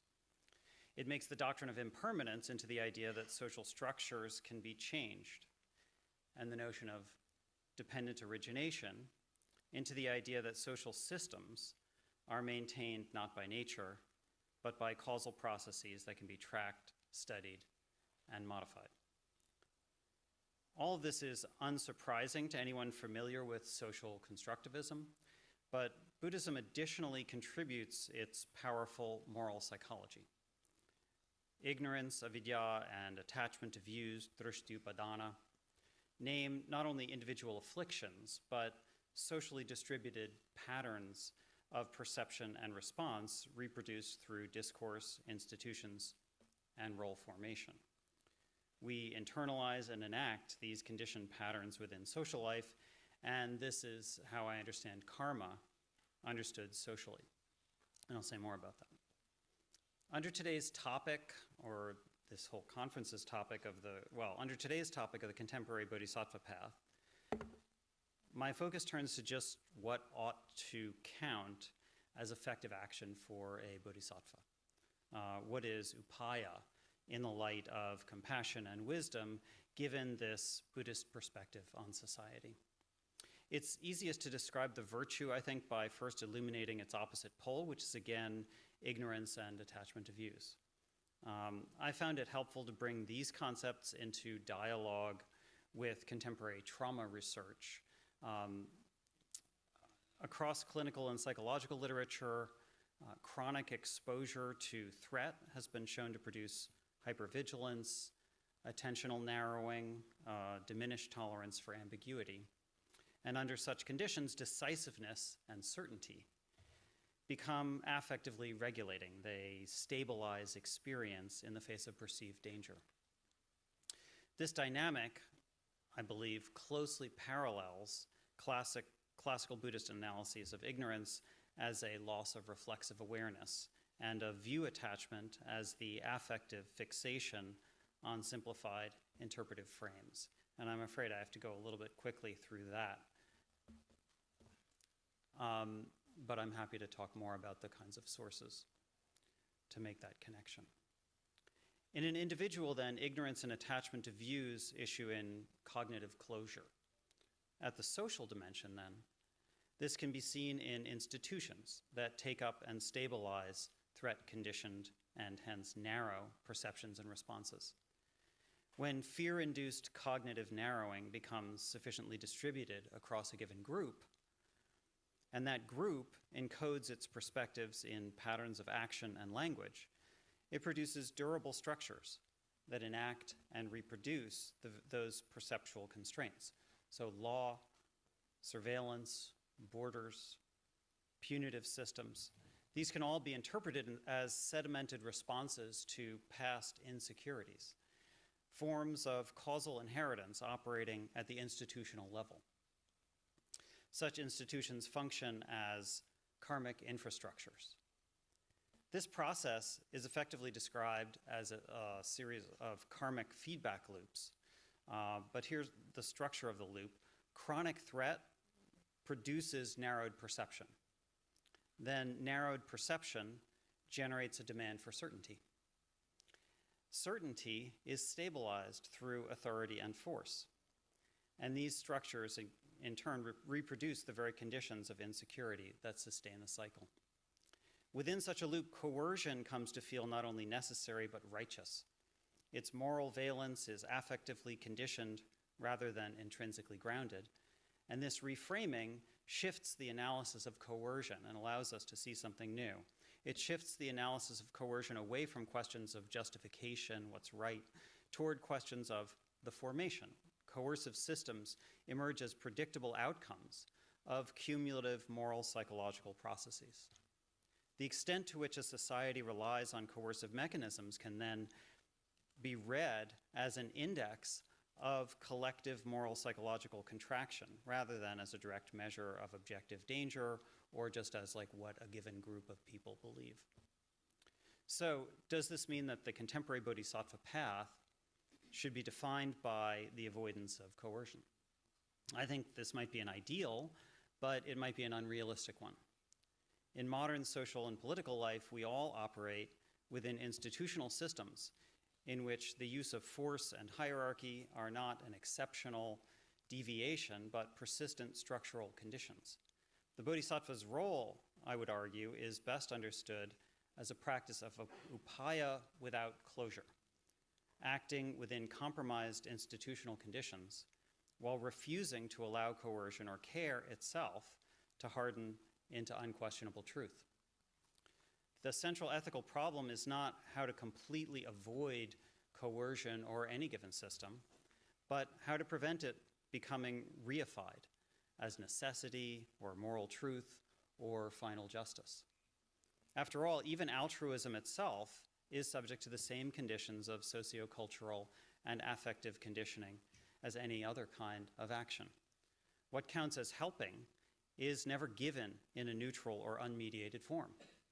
Perceptions of harm, urgency, and appropriate response are shaped by position, institutional roles, and historical experience. Under conditions of threat, even altruism predictably narrows. It becomes protective, exclusionary, and oriented toward certainty. Coercion in this light often appears as care, defense of the vulnerable, preservation of order, or the enforcement of moral boundaries. So to address this, I propose we consider altruism itself through what might be called the two truths of compassion. At the conventional level, compassion is conditioned, perspectival, and historically situated. At the ultimate level, no particular interpretation of care can be treated as final or exhaustive. No social role, moral identity, or political framework fully captures the demands of compassion in advance. Compassion is therefore both necessary and unstable, indispensable for ethical life, yet always liable to narrowing, distortion, and conversion into certainty. This distinction helps clarify the relation between compassion and wisdom within the Bodhisattva Path. Conventional compassion widens awareness beyond ordinary selfish self-deception. It opens perception to suffering, harm, interdependence, and perspectives obscured by fear, attachment, and inherited identities. But ultimate compassion sustains this openness at the same time by preventing any particular interpretation of care from hardening into an unquestionable truth. Compassion on this account is not merely sympathetic or benevolent feeling, but a disciplined responsiveness to causes and conditions through which harm is produced and reproduced through time. Wisdom and compassion therefore operate together. Insight into the conditioned and non-final character of social identities, moral claims, and institutional arrangements prevents compassion from collapsing into paternalism or ideological certainty or attachment to righteous forms of selfhood, while compassion itself prevents non-reification from becoming detached and passive or politically inert. This reconstruction provides the basis for a revised account of upaya as a counter to cognitive closure under contemporary social and political conditions. Classical Buddhist discussions of skillful means emphasize contextual flexibility and responsiveness to the needs of particular beings. Yet many traditional accounts retain the assumption that skillful action can ultimately be distinguished from unskillful action with sufficient clarity. Under conditions shaped by systemic trauma, institutional coercion, and socially distributed ignorance, though, this assumption becomes increasingly difficult to maintain. There are no socially pure positions untouched by conditioning, and no responses entirely free from harmful consequence. Actions undertaken to reduce suffering frequently produce secondary forms of exclusion, coercion, or distortion. Upaya must therefore be understood not as the discovery of a perfectly pure course of action, nor a call to withdrawal or hesitation, but as the disciplined refusal to allow provisional judgments to harden into final truths. Understood in this way, non-reification is not simply an ethical restraint, but a practical and political advantage. Rigid identities, fixed ideological framings, and affectively stabilized certainties narrow perception and reduce the ability of individuals and institutions to respond effectively to changing conditions. When social roles and political identities become fully fused with moral certainty, compromise becomes experienced as betrayal, revision as weakness, and ambiguity as threat. Non-reification loosens these contractions. It preserves responses to new information and expands the range of imaginable solutions. The capacity for compromise in this sense is not merely a moral virtue, but an epistemic achievement. It depends upon the ability to perceive possibilities obscured by fixed categories and self-confirming narratives. Compassion thus requires neither neutrality nor the abandonment of judgment. It requires the capacity to act decisively while refusing to convert provisional interpretations into ontological conclusions about what persons ultimately are. Upaya without closure thus involves the disciplined maintenance of revisability within action itself. The Bodhisattva ideal can therefore be reconstructed not as a path of moral purity, but as a practice of sustained non-closure within compromised conditions. The contemporary Bodhisattva is not the agent who never participates in coercive systems, nor the one who discovers a perfectly uncontaminated ethical position. Rather, the Bodhisattva is the one who refuses to allow force, fear, emergency, or even altruism itself to become final. Coercive actions, where unavoidable, are treated as provisional, regrettable, and subject to revision and dismantling. Institutional structures are evaluated not only according to their immediate effectiveness, but according to whether they preserve the possibility of correction, reversibility, and continued responsiveness to changing conditions. This has implications for a wide range of contemporary social roles: judges, scholars, activists, administrators, and teachers, organizers. Each enact partial constructions of compassion, conditioned by the demands and limitations of their institutional locations. No role fully exhausts the demands of care. The Bodhisattva response is therefore neither withdrawal from institutions nor total identification with them, but the cultivation of the capacity to inhabit socially necessary forms while remaining aware of their incompleteness and susceptibility to distortion. Non-reification does not imply symmetrical evaluation of all forms of power. The demand for revisability applies differently across institutional positions because social actors possess unequal capacities to stabilize, normalize, and reproduce their inevitably partial and conditioned perspectives within social life. Governments, police forces, university administrations, media systems, dominant social groups in general possess forms of institutional leverage through which particular interpretations of threat, order, morality, or necessity can become socially durable and increasingly difficult to contest. For this reason, the Bodhisattva demand for reflexivity falls especially heavily upon actors whose roles allow their perspectives to become infrastructural for others. Non-reification, therefore, does not suspend critique of power. It intensifies attention to the processes through which historically conditioned and inevitably incomplete perspectives become sedimented into apparently universal social realities. Finally, a related concern is that an emphasis on revisability may appear to weaken moral clarity or flatten differences in power. Yet the argument here is not that trauma-conditioned or marginalized perspectives are false, but that all perspectives remain partial, even when they disclose genuine suffering and structures of domination. Compassion requires openness to such testimony precisely because suffering reveals conditions that dominant systems often obscure. But it also requires that no perspective, including one's own compassionate commitments, be exempt from revision and critical reflection. Otherwise, one closure is merely replaced by another. I have one short paragraph left. The contemporary Bodhisattva path, then, is not a path of purity, but of disciplined non-reification. It's a commitment to remain responsive within conditions that can never be fully mastered, while resisting the conversion of provisional judgments into unquestionable truths.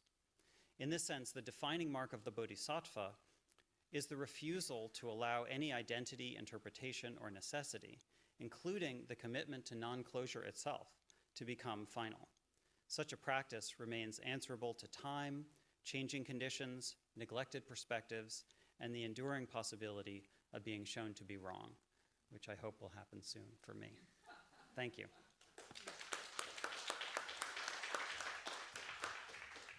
Thank you. Our next speaker is Professor Shao from Nanjing University, and the title of his talk is All Dharmas Are Equal, with No Distinction of High or Low, the Historical Connotations and Contemporary Significance of the Buddhist View of Equality.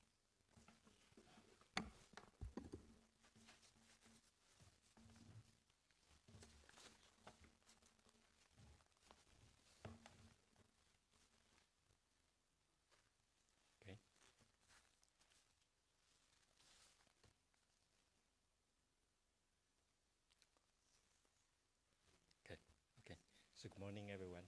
Thank you for the introduction. First, I am truly honored to be invited here by the Tzu Chi Foundation and Harvard CAMLab to present at this symposium.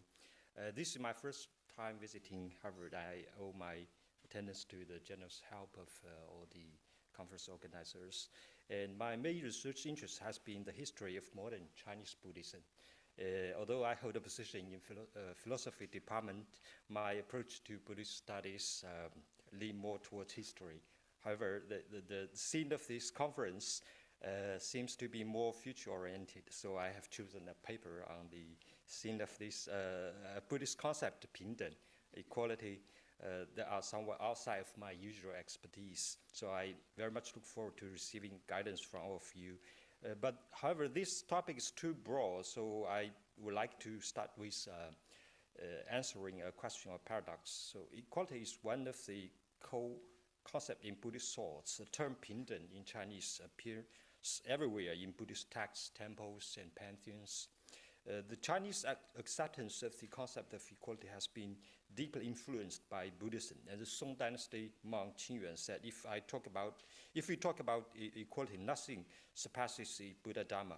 So the meaning of equality in traditional Chinese culture should be understood primarily through the Buddhist view of equality. As a living religious and cultural tradition, Buddhism must not only continue its own heritage, but to also engage with modern social ideas. So natural questions arise: has Buddhism promoted social equality in its historical development? This is a question that Buddhism has often faced since the modern times. And another question is, what are the similarities and differences between the Buddhist view of equality and modern Western concepts of equality? And what wisdom can Buddhism offer to the pursuit of equality today? We need to start by understanding the unique connotation of the Buddhist view of equality. What we are discussing today as equality mainly refers to the Chinese term Pingden. In Chinese Buddhist scriptures, Pingden corresponds to several meanings. First, it can correspond to the Sanskrit word sama, which is constructed with the difference or discrimination in Buddhism. And second, Buddhist equality also carries a sense of calm, peaceful stillness, which appears more in the Sanskrit upaksha. And the emphasis here is enduring differences without being moved, not simply opposing or eliminating difference, but ignoring, renouncing, or transcending inequality. And that is why upaksha is often translated as renunciation, she qi. And third, there's a Sanskrit word samaya, which also means equality, but emphasizes calmness, identity of Buddha and self, the saint, the universality. Overall, early Buddhist equality is closer to an inner discipline of equanimity than to a modern doctrine of externally distributed rights. And from the perspective of its structure, the Buddhist view of equality can be analyzed at three levels. The first one is the doctrinal level, and which concerns the equality of dharmas at the metaphysic level. And Buddhism holds that all phenomena are equal without distinction in sense or nature. And second level is the cultivation level. Buddhism has a clear practical orientation towards liberation, and the spirit of equality permeates all Buddhist cultivation practices, and only through such practice can one attain nirvana. And third level is the social level. The most typical example is the Buddha's rejection of the caste system that has had existed since the Vedic period in India, and advocating instead the equality of the four castes. From the structural equalities, first and foremost, a philosophical worldview and a value of concept in Mahayana Buddhism. And this is an aspect that most scholars studying Buddhist view of equality has overlooked, but it is precisely the most distinctive feature of Buddhism, of Buddhist equality. And from doctrinal foundations, the Buddhists claim to equality is a natural logic consequence derived from its co-teachings and Buddhist series of dependent origination, emptiness, Buddha nature, and the karmic retribution are all close related to the idea of equality. And the ancient Chinese understood the character Ping to mean peaceful and harmonious, impartial, and ordinary. And the character Den means equal, class, or to measure. I'm sorry about yeah. But when used together, Pingden in most Chinese contexts means proportionate distribution, or same racial rank or common. And the introduction of the Buddhist view of equality add new connotations to this term. As early as the Eastern Han Dynasty, a Buddhist scripture with equality in its title was transmitted to China. And the concept of equality also appeared in other translated texts by the Northern and Southern dynasties. Almost all types of texts had been translated one after another, and containing discussions related to the various kinds of equality. An understanding of equality different from the original Chinese meaning had graduated taken shape. It appeared in official Confucian knowledge systems such as the Book of Song and so on. And from Sui Tang through the late Qing, the primarily Buddhist concept had become increasingly prevalent in Chinese thought and action. And since modern,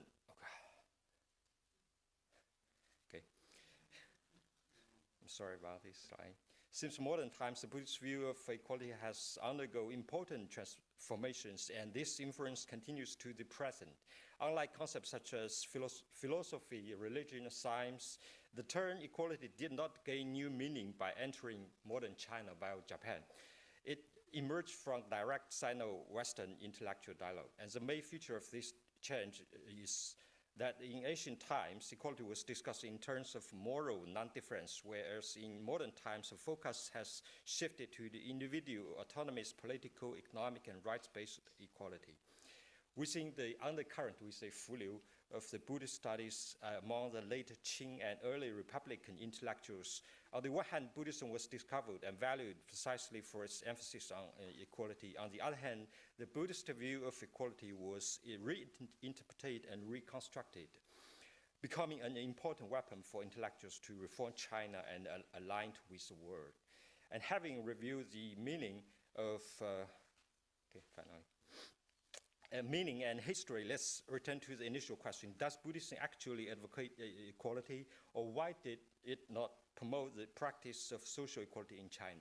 I would like to respond to this question from three perspectives. First, the concept of equality has a spectral logic or specific scale. That is to say, equality always refers to equality in a certain aspect.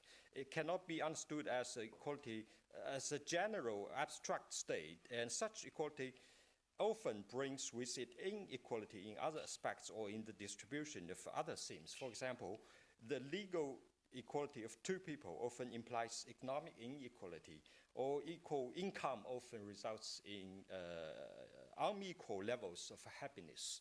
So therefore, equality in one aspect does not mean complete sameness. At the same time, from a temporal perspective, Buddhist equality is a goal-oriented or potential-based equality. So if the process and degree of individual effort differ, the result will also differ. Thus, Buddhists then discuss equality while acknowledging differences in phenomenal appearances. Conversely, if we regard any difference at any level between any things as inequality, then the concept of equality itself loses its meaning. And second, the modern thinker and Chinese translate Yan Fu use the concept of passive equality and active equality. Passive refers to the equality advocated by religious systems such as Buddhism and Christian. And while active refers to the political and social equality proposed by Western thinkers such as Rousseau. From this perspective, Buddhist equality seems less thorough and less useful. However, as mentioned earlier, Buddhist ideas of equality often permeate a concrete social practice. Even some historical uprisings that resist social injustice was launched under the influence of the ideas such as the Dhammas, universal and equal with no high or low. Thus, the boundary between passive and active is not very clear, and they can transform into each other. And historically, early Buddhism's caste and gender equality primarily served the religious propagation, not social revolution. In China, Buddhism largely maintained the existing social orders, and modern reinterpretations as political discourse has limited actual effect. Perhaps we can conclude that Buddhism certainly advocates equality, but it advocates a special kind of equality with characteristics of 1, 2, 3. We don't have time to. But more importantly, the very reason we ask this question is that we are committing an anachronism by using modern concepts of equality to judge pre-modern Buddhism. So from the perspective of historical development, such criticism may lack legitimacy. Even more importantly, in the current development of ideas about equality, what practically applicable insights can the Chinese Buddhist view offer, or what insights transcend reality to resolve current dilemmas? I think that's a more important question. In terms of the subject of equality, Buddhism organized that all sentient beings equally possess the capacity for nirvana or awakening, but because this is based on a sentient being's capacity to feel rather than on human rational capacity alone, it transcends anthropocentrism. And in terms of the content, Buddhism tends to discuss from the free will and the acceptance of karmic consequences rather than from the perspective of acquiring social rights or capital. And in terms of mechanism, Buddhism holds that all sentient beings equally possess the capacity to feel suffering, emphasizing the same capacity to perceive harm, unlike Hobbes' emphasis on the capacity to harm others. In terms of the temporal dimension of realizing equality, Buddhism emphasizes the future and the potential not being confined to the present and current states. And faced with the difficulties in contemporary egalitarian theory, the Buddhist view of equality can provide resources in at least several aspects. First, according to Fang Dongmei, Buddhism offers an equality that looks upward for alignment rather than an equality that levels downward. Social welfare equality often adopts a downward leveling approach in resource allocation, which reduce high forms of life to the lower material phenomena. And second, the Buddhist view of equality emphasizes in the fruit or aspect that all beings equally undergo karmic consequences rather than simply seeking equality in the acquisition of resources of the cause in a stage. So designing the social welfare system, I think from the perspective of course and acquisition is certainly a beneficial endeavor. However, on the one hand, material goods and opportunities are always limited. And on the other hand, human desires and envy are ever present and do not necessarily diminish with the increase of material benefits. Sometimes they are even negatively correlated. And third, from the perspective of human psychology, so I think the Buddhist equality offers a means to overcome envy and jealousy, a problem that many Western egalitarian theories and social practices cannot resolve. And furthermore, the Buddhism's pursuit of spiritual realms establish value orientations beyond material interests. So the diversification of value pursued can help us to achieve psychological sense of equality on multiple levels, thereby partially eliminating the psychological gap and social unrest caused by the resource scarcity or unequal distribution. And at the same time, the Buddhist this worldly concern breaks through the anthropocentric egalitarian claims, and therefore this equality encompasses the relationship between human and other living beings and nature, offering insights for current ecological and environmental issues and the equality of border space. So in summary, regarding the question of whether Buddhism advocates equality, the complexity of this issue lies in its involvement of Buddhist doctrines and the concepts of equality across different periods and regions. So a simple answer may not be very important, I think.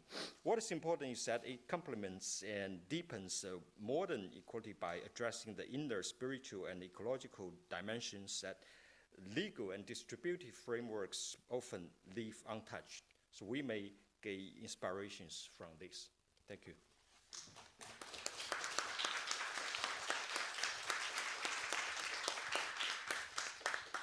Thank you. Our third speaker is Professor Zhang from Renmin University, and the title of his talk is Tathagata Garbha Thought and the Contemporary Bodhisattva Path.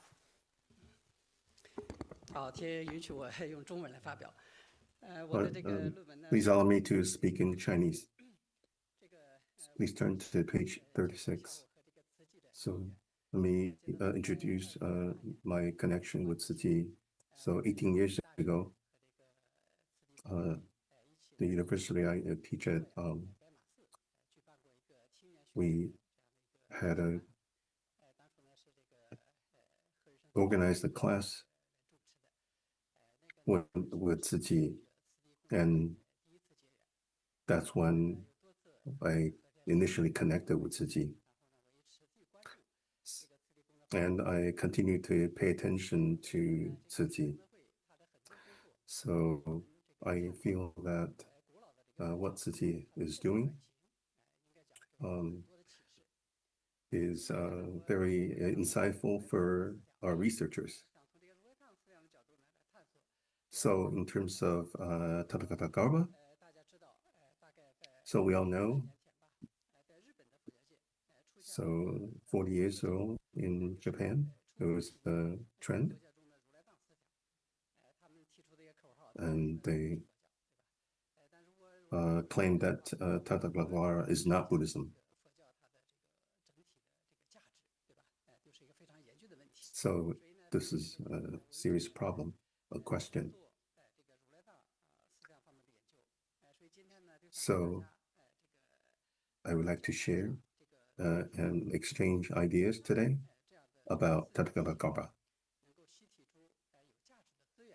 and what we can extract that's valuable for today's age. So when Buddhism came into China,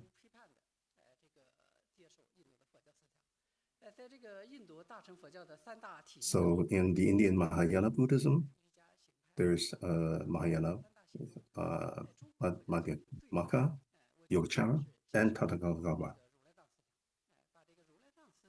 But the branch that is most influential was Tathagata Garbha.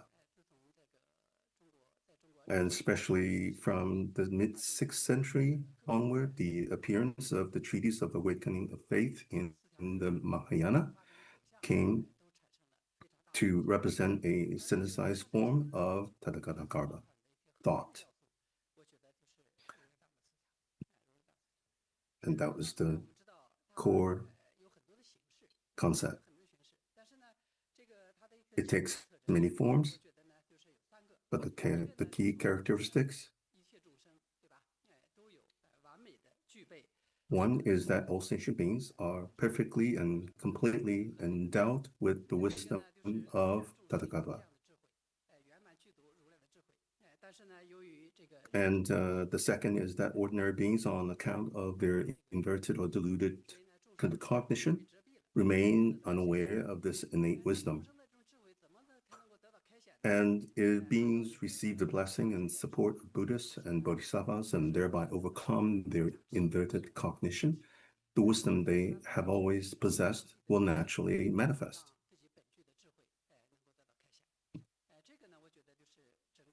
So this, I feel this is the totality of the Tathagata. And this concept to Mahayana Buddhism, it provided important theoretical basis.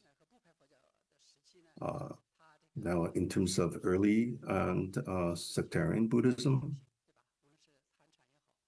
compared to Tathagata Garbha, there are multiple differences. Early sectarian Buddhism focus on the physical body, whereas Tathagata Garbha focus on the Dharma body. And also, early sectarian Buddhism focus on the liberation of the Buddha and the difference between that versus the liberation of sentient beings. Whereas Tathagata Garbha focus more on their shared identity versus, as opposed to their differences. So for many people, this is a great encouragement. And this provides the motivation for us to take on the spiritual cultivation. So each of us has this motivation to take on this path.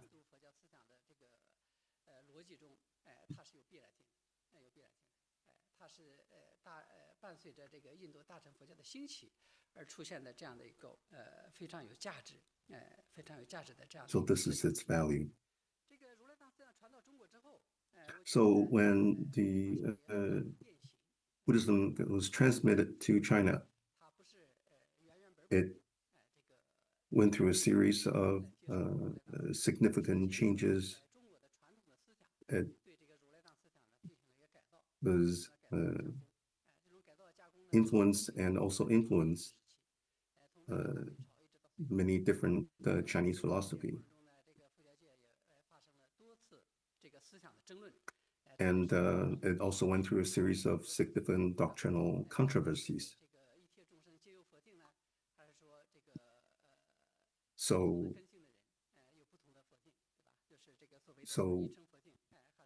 whether there's a dispute between the one vehicle view of Buddha nature versus the view of 5 distinct spiritual lineages. So these debates eventually emerged that that all sentient beings equally possess Buddha nature, and this emerged as the mainstream position. And so Chinese Buddhism essentially reflects the thought of Tathagata Garbha Buddha.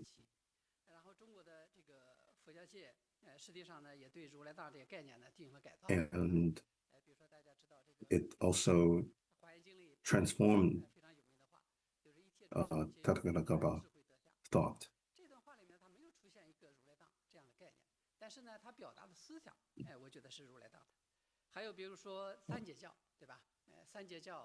So in China, the three stages school. Historically, it was quite unique. And also, it did not talk specifically about Garba.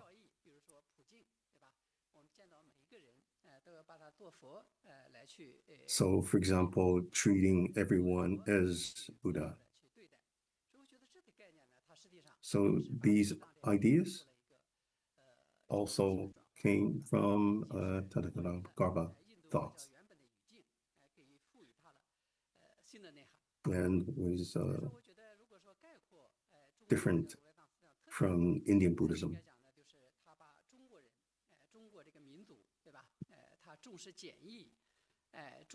So it also represents some unique characteristic of Chinese Buddhism. It focused more on universality and also accessibility. But in terms of the modern age, so this concept, how can it be utilized in modern times and can serve as a compass for our direction. So there was a saying called the saying, mind, Buddha, and sentient beings are without difference. This is a very famous saying. And today, in modern time, maybe we can give it some new meaning. So originally, it was talking about that essentially there is no difference. At the level of essence, there is no fundamental difference. And there are different interpretations historically from different treatises.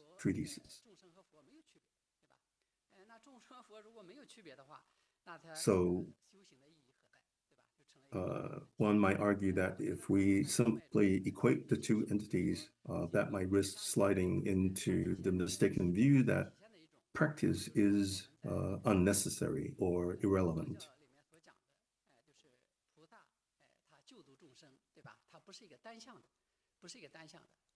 Another perspective or potential interpretation is that maybe all beings can become mutually subjects of liberation instead of a one-way relationship between the Buddha as the liberator and essential beings as the ones being liberated. So this concept, this principle, this idea is consistent and reflects the spirit of Tzu Chi. It also emphasizes the value of action. So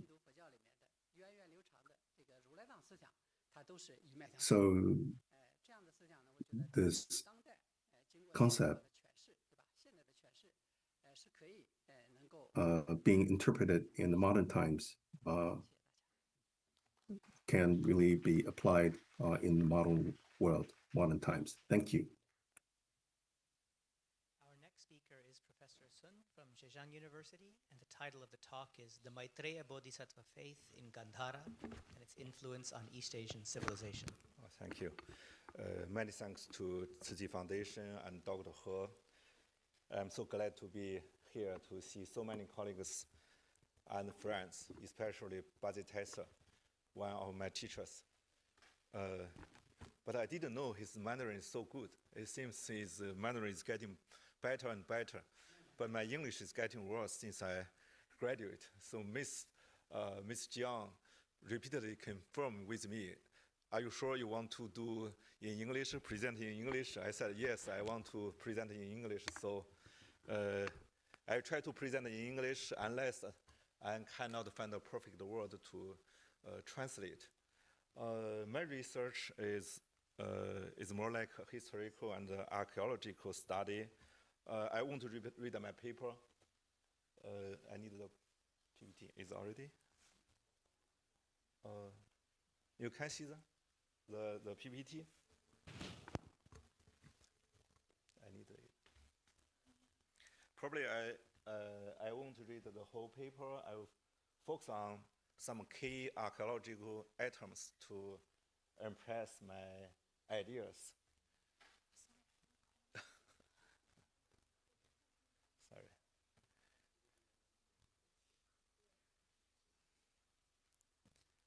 I need the images.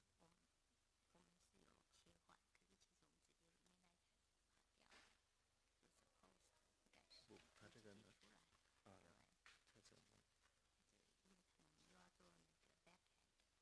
这个能 fix 吗？哦 ，OK， 也是要 fix。OK，sorry。Okay.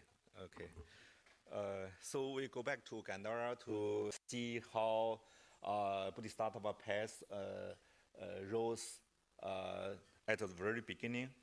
The area I talk about is usually we call it Gandhara, roughly today's Afghanistan, the eastern Afghanistan, the western Pakistan. Please ignore the translation. It's translated by AI, a lot of mistakes.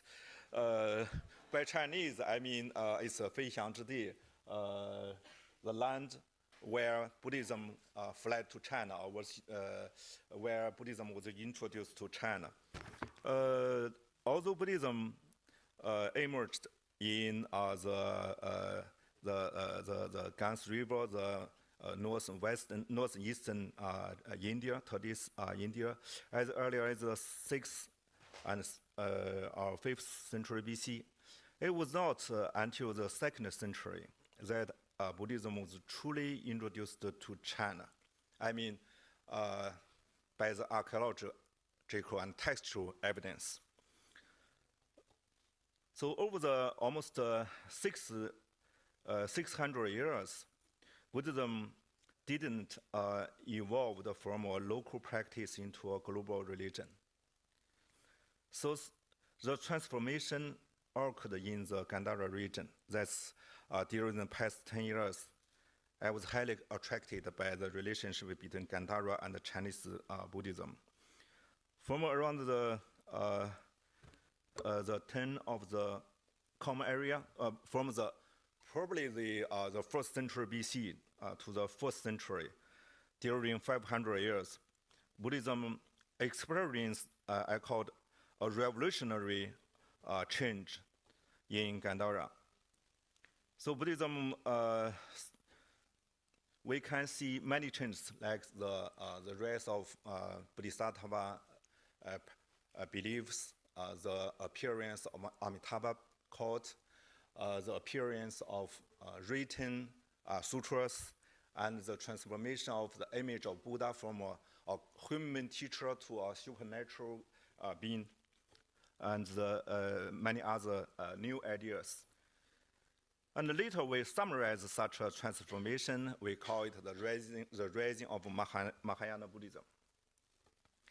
So when we go back to this period and this region, we can find the idea Bodhisattva or Bodhisattva Path, probably the core idea of Mahayana, so-called Mahayana Buddhism. Gandhara not only introduced new artistic themes and forms to medieval China, but also influenced the political, cultural, intellectual, and religious sphere of China during this period, probably from the 1st century BC to as late as 10th century. So we still need to pay more attention to this, I call it Gandhara civilizations, maybe. So the concept of Bodhisattva represents probably the most significant innovation idea in Gandhara Buddhism, and it's a hallmark of Mahayana Buddhism. This is an image of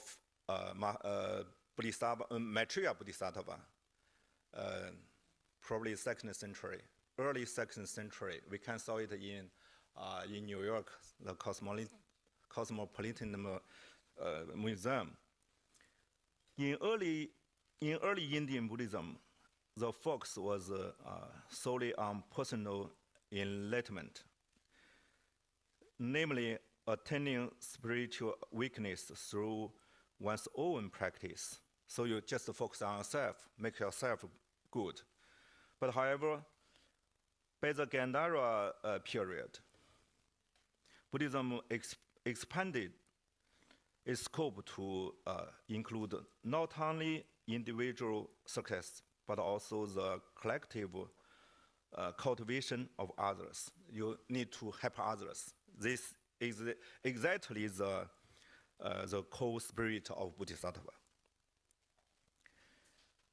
The practice of Bodhisattva deeds came to be known as the great deeds of the Bodhisattva. In Chinese text, it's called the great deeds, 大行. Pusaxing is 大行. The Bodhisattva path is the greater path. As early as Chinese materials in early 2nd century. So the concept of the Bodhisattva best embodies this spirit, being capable of attaining Buddhahood, but choose to remain and save all sentient beings. So I believe probably such a change make Buddhism from a local practice to world religion, because they they highly motivated to make the teaching of Buddha known to others, make as many as people to benefit from the teaching of the Buddha. So they went to China, they even went to the West, but they didn't survive there. We found a study of Buddha in Egypt. We found archaeological evidence in today's Middle East, but they kind of survive there. But they survive in China. Probably it's a new religion in China. It combines Chinese culture and the teaching of Buddha. So the two most important characteristics of Bodhisattva, according to the early texts and archaeological evidence. One is compassion, love for others, on one hand. Fearlessness, bravery is the second. Probably these two characteristics is a terms to describe a Bodhisattva at the very beginning. This copper coin preserved in Britain Museum probably, I think, probably is the earliest archaeological evidence for so-called 弥勒下生信仰, the idea that Maitreya come down from torture heaven to become a new Buddha. Such an idea has been conventionally believed to be invented in China's Xinjiang, Taoist Hetian area. It has been believed to be made up by Chinese, but this evidence, along with other many solid evidence, we believe that as early as early 2nd century, such idea has been broadly accepted and supported by the Kushan state. We can say this coin is definitely, we can make sure it belongs to the early 2nd century, belongs to the Kushan, the Kashnika, the emperor Kashnika the First. His reign is from 127 to 150. From the coin, we can see on one side we saw the image of the emperor. On the other hand, we saw a sitting figure with his leg crossed, with a Greek inscription, Maitreya Buddha. Not Maitreya Bodhisattva, Maitreya Buddha. So it means this figure will come down to become the new Buddha. So it's a 弥勒下生信仰. It's a brand new, I think, a material. We need to dig more. We can find more evidence. And this is a new, the 7 Buddhas and 1 Bodhisattva. We can see 7 Buddhas along with Bodhisattva, Maitreya. Such a construct represents a brand new Buddhist historical perspective. So it helps to create a new history of Buddhism. So after 7 Buddhas, Bodhisattva called Maitreya will come to become the new Buddha. So it's new history. Such an idea, we can't find any evidence in India. It appeared for the first time in Gandhara, and it was introduced to China as early as 2nd century, and broadly used in China since the 4th century, like this. I remember Professor Wang Yuejin Wang wrote a long paper on this item, argued that how Chinese in medieval China to represent the belief of Maitreya court used Chinese terms. We can see, I won't read because I have an eye problem. I can't see clearly. You can, I just put here. It's a new idea, broadly brought from Gandhara to China and deeply influenced the art history of medieval China. And we can see there is some very interesting, how to see? I can't read. Very interesting. It's very complex, but we see the spoon on the top of the stupa, and the spoon point to the nose, point to the bagua. In Chinese, it's called bagua. It point to the kan gua. Namely, it's telling us we are in the time of no Buddha, using Chinese terms. And this item is Buddha's bow. When Buddha lived, he used his bow to eat. So this is a very important secret item. Today it's preserved in Afghanistan Kabul Museum. It believed to be the original Buddha's bowl. And according to Chinese materials, Chinese texts, and in the 2nd century, the Kushan Emperor Kashanika I led an army, invaded India, and brought this item back to Peshawar. So this item was very beautiful, very popular in medieval China. And the Chinese monks and the literati rewrote a lot of papers on this item. In late 17th century, this item was discovered again. And it's still there. It's still in Afghanistan. If you go to Kabul, you can see it. This item closely compared with Maitreya, the Bodhisattva Maitreya. This item is from Tokyo Museum, 2nd century. We can see that in the middle, the Buddha's bowl. Two noblemen are raising this bowl, and on the other, and we can see Maitreya Bodhisattva. They are preaching. In Gandhara, we saw a lot of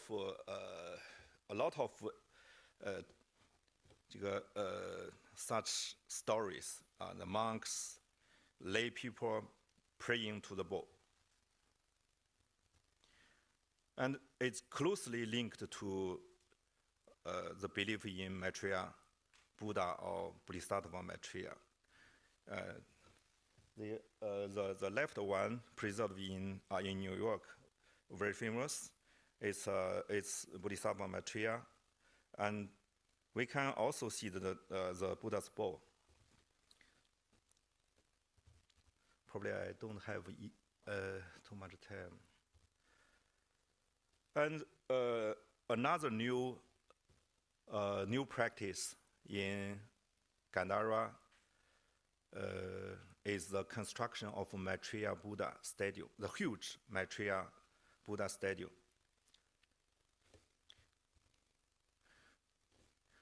The numerous Maitreya statues discovered in Gandhara demonstrate the prevalence of Maitreya devotion, with the creation of large Buddha statues being closely linked to the belief in Maitreya descent into the human form. Ancient India lacked a tradition of producing such Buddha statues, and the statues reach heights of 10 meters was virtually non-existent. This known largest Maitreya Buddha statue was constructed in northeast today's Pakistan. The first one was built in today's Pakistan, North Pakistan, during the 1st centuries. So from 1st century to 7th century, it has been a common practice for Chinese monks and Chinese pilgrims to go to such a place to see the huge statue of Maitreya Buddha. And also it has become a common practice to build up the huge statue of Maitreya Buddha along the Silk Road. We can see a lot of such huge Maitreya Buddha, like in Dunhuang, in Kezar, in Bamiyang, and even Central China, Luoyang, and even in Japan. Such a practice is closely connected to the propaganda of the state, because it costs a lot of money. But in 8th century, such a practice declined,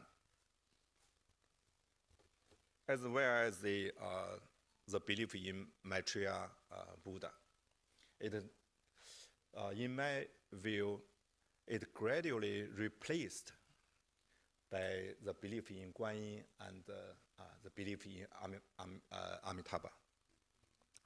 Especially in late 8th century, we can find a lot of texts, historical and archaeological evidence to prove this. So probably I don't have time to continue. Thank you for your patience. So I have an eye problem. Sorry. Thank you. We are very fortunate to have two commentators, and are you going in order as printed? I don't know, I'll go first. Okay, so Professor Vershri from Victoria University in Wellington.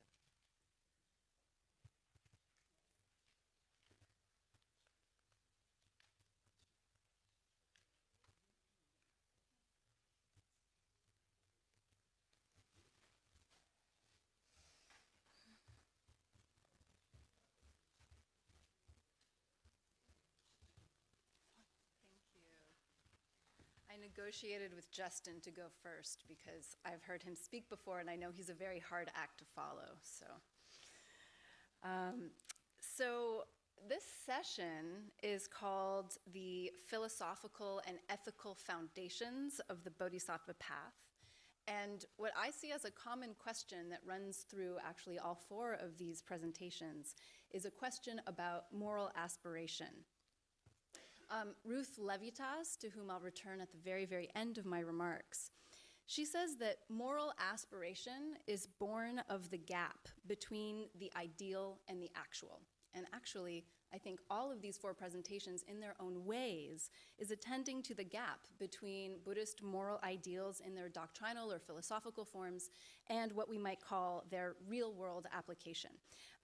Jonathan Gold is asking fundamentally how to act morally within compromised real-world conditions, right? How to enact ideals of care in a way that doesn't inadvertently end up reproducing the very structures of oppression, fear, and rigidity that the Caring Act sought to ameliorate in the first place.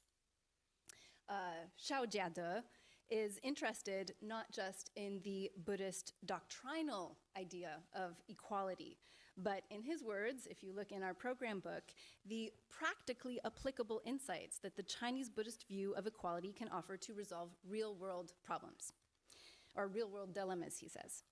Zhang Wenliang is looking at Tathagatagarbha thought as a concept that has an applied and widespread liberatory potential insofar as it shifts the focus from merely the liberated state of the Buddha and shifts this to the liberatory capacity of sentient beings.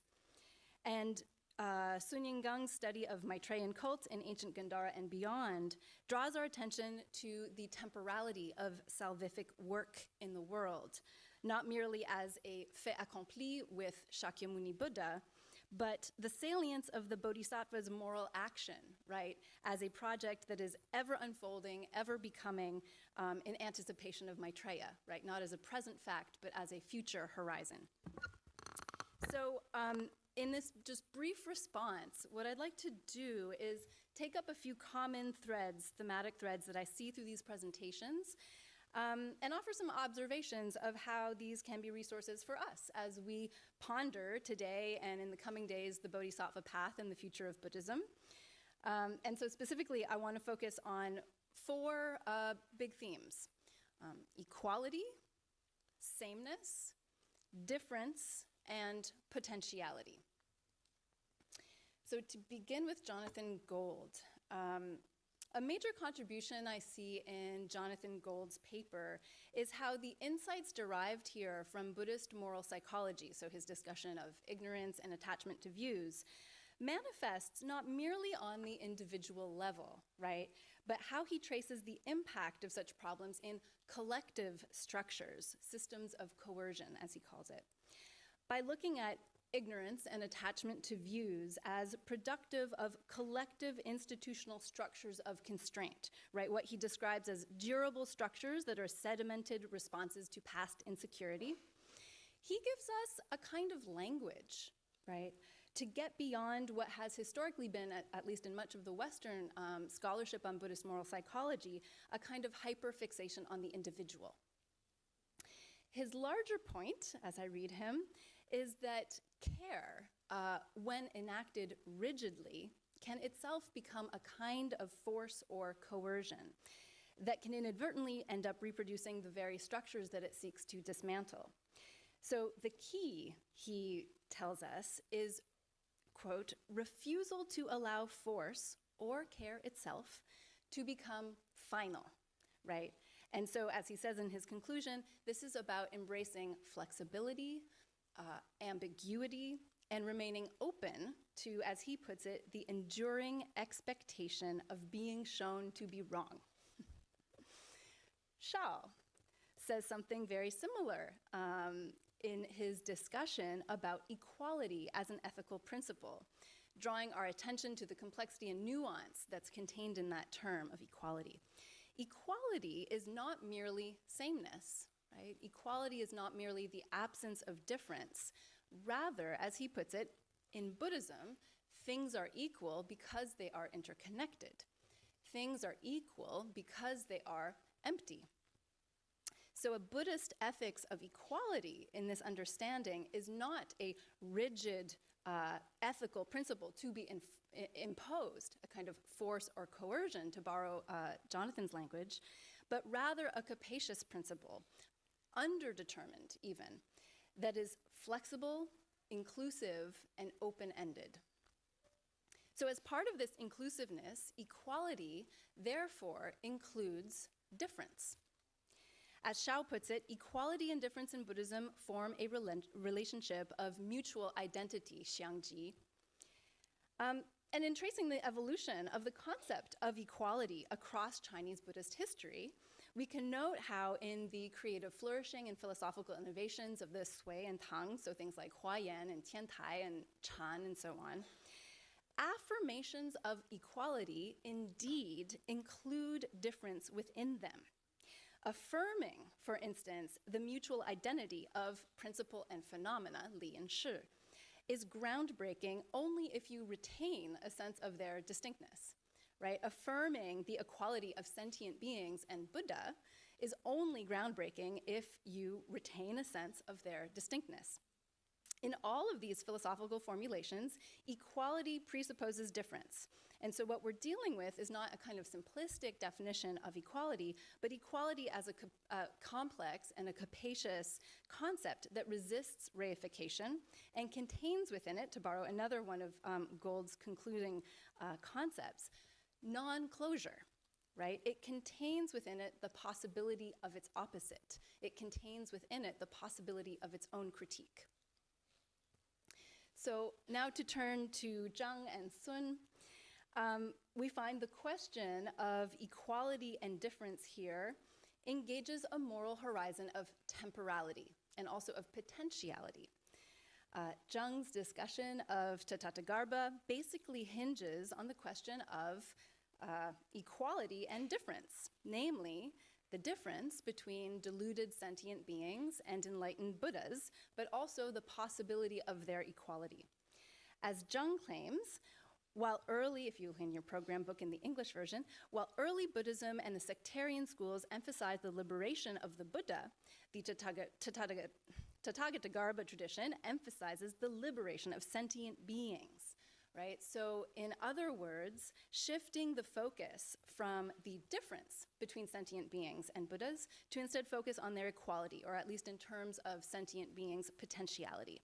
So where again, as in Chan, Tiantai, Huayan, and so on, the assertion of identity is radical precisely because it retains a sense of difference.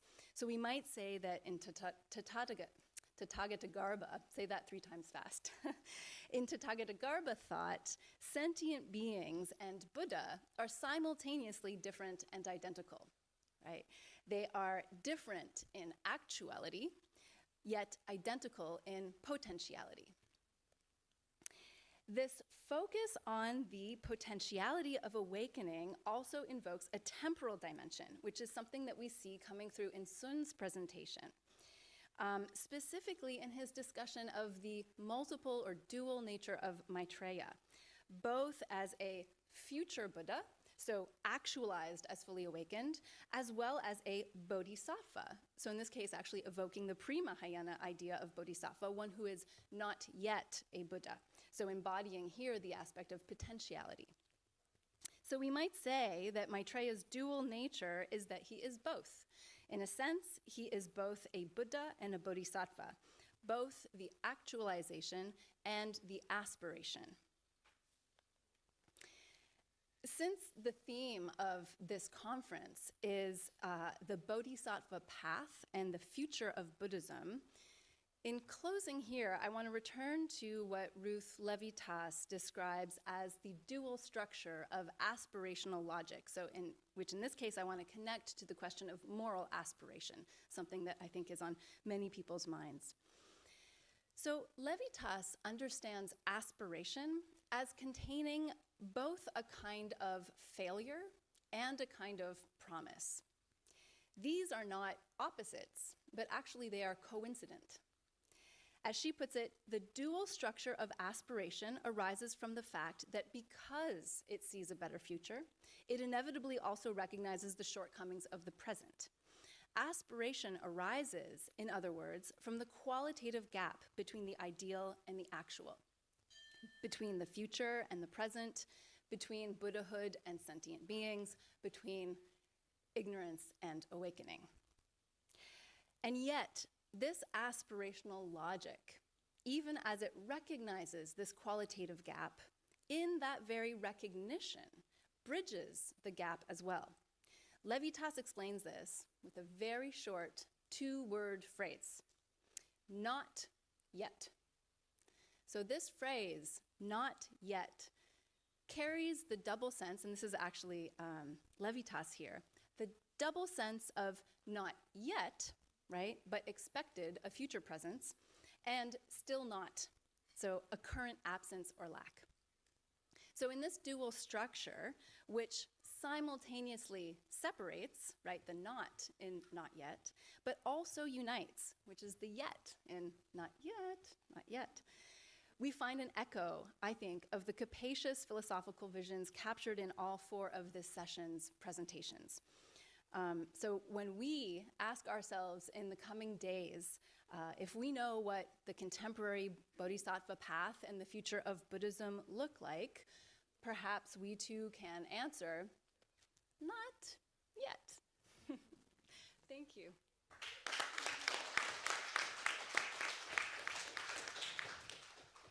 And now Professor Ritzinger from the University of Miami.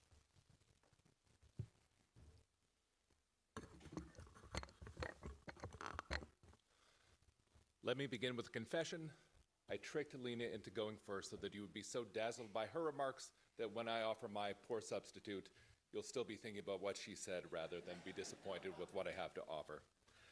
So I want to begin by addressing the panel as a whole. I want to sort of take the course of possibilities of my role to invite all of you in your responses to step a little bit outside of your comfort zones. Everybody was very philosophical and historical in their orientations, and I want to kind of invite you to put the yin-yang, the applied, in your responses and think about how what you have talked about might be translated in one way or another into practical action, whether that is through kind of direct, concrete possibilities. So if I were an aspiring bodhisattva and I wanted to try to operationalize this in, say, 5 to 10 years, which obviously is very short, but realistically that's probably the kind of horizon that we need to be working with. How would I do it?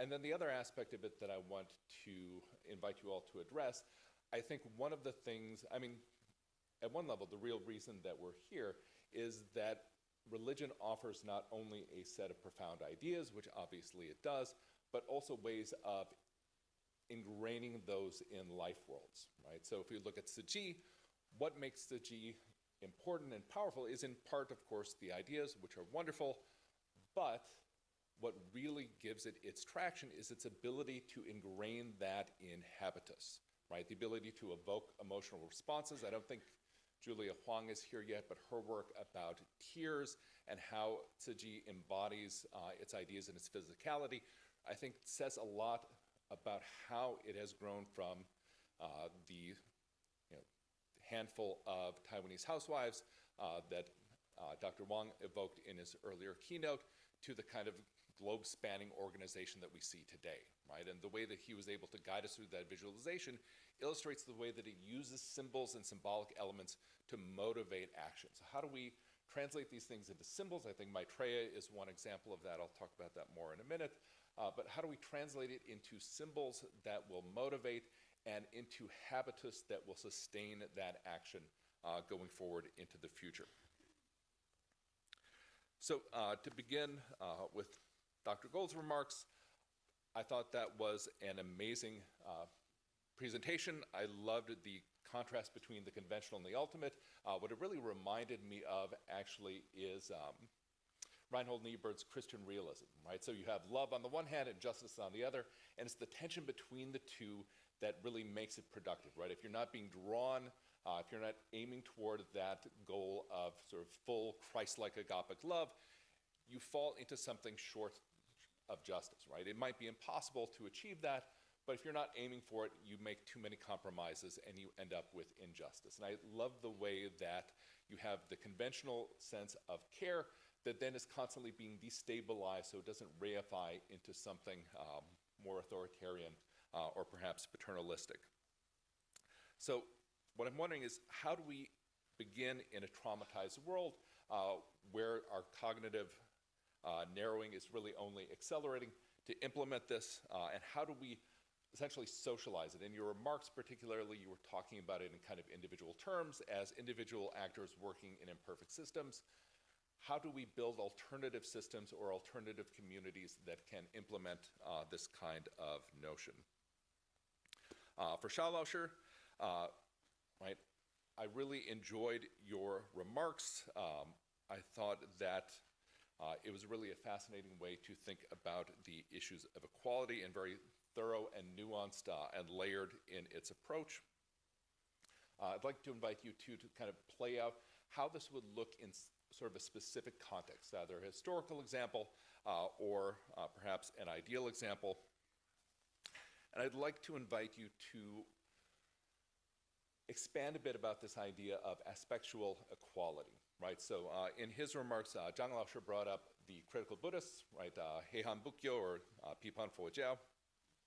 And they're really critical of this idea, right? Their point about Japanese Buddhism is you have this idea of Hongaku or Bunjue, and so ultimately we are all equal, but phenomenally, of course, we're not, and while that does leave, I think, a really important space for not reducing us all to the same thing, for that space for difference that Lena was talking about, how do we how can we avoid falling into the trap of saying, well, ultimately we're the same, but phenomenally we're different, so just accept your karma and take your position as you will.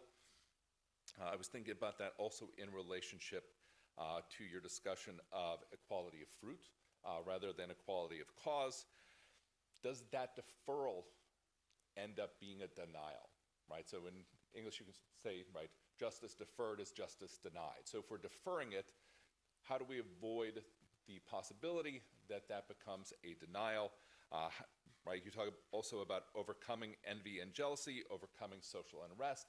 And while on the one hand, of course, that's good and wonderful, it also has this kind of shadow, right? This possibility that we're avoiding unrest and we're avoiding envy and jealousy, but does that end up blunting the demand for justice and equality among people who are marginalized, right? It reminded me of feminist notions of the importance of complaint and also the kind of most often quoted line from Zora Neale Hurston: if you're silent about your pain, they will kill you and say you enjoyed it.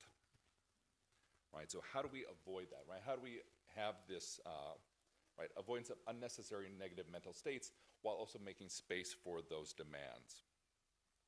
Zhang Laoshe really brought a lot of historical depth to his remarks. He took us through the longue durée of Buddhist thought. What I found most interesting and evocative, and this is partly based on my own research and interests, is the way that he used this idea of the identity of mind and Buddha and sentient beings to create this vision of a kind of Bodhisattva collective, as I would think of it, where everyone is kind of bootstrapping themselves into awakening as a collective group, which is really such a tremendous shift from the way that Buddhist communities and thought is typically organized where you have the enlightened exemplar, and we sort of have a pyramidal structure down from that. Everybody is connected, not so much horizontally, but vertically to the master, to the bodhisattva, to the Buddha, and so on. And I think that's really rich and resonates in interesting ways with Taishu's thought, because he comes from this background in anarchism, right, where what you want to have is a bottom-up transformation where everyone is egalitarian, and the fruit is going to be sort of there in the cause at the beginning. So I'd like to invite you to think about, or to reference how that would work, right? So if I and someone else similarly deluded as I are trying to form that, how do we guide ourselves into awakening, right? So ultimately we're awakened, but phenomenally I'm very much not. So how do we avoid a blind leading the blind situation? And also, what might be gained and lost by shifting from that vertical to horizontal orientation? Right. And then Swinlofscher also brought us through this kind of long historical sweep, focusing on Maitreya, a topic that is near and dear to my heart, as a couple of you probably know. And he also draws our attention to the long connection between bodhisattvas and power, sometimes uncomfortably coercive, as Parimal mentioned in his remarks about Vasantara. And I think that that's also a really rich place to think, and to think about the importance of images and the connection of bodhisattvas to political power. One of the things that struck me in your remarks and also in the written version is that you say that, after the Tang, Maitreya kind of fades away.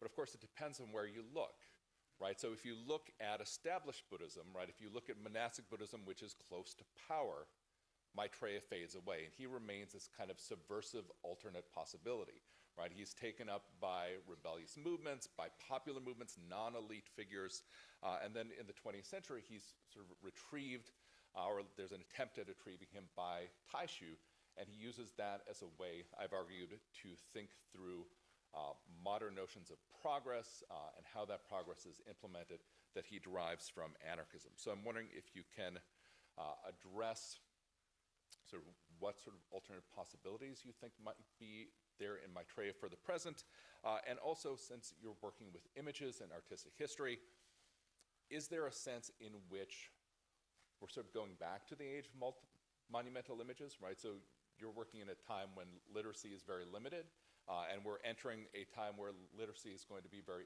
limited again, right? We're kind of, in a lot of ways, we're entering a post-literate age where images, right, are going to be the currency of the realm more than text. And so what lessons does the past have to offer as we move into that, right? Is CAMLab the sort of monumental images of the day, right? Something that we can't actually carry with us on our phones, right? The sort of immersive experience. How can we use images to try to implement and inspire the Bodhisattva Path today? Thank you. Thank you.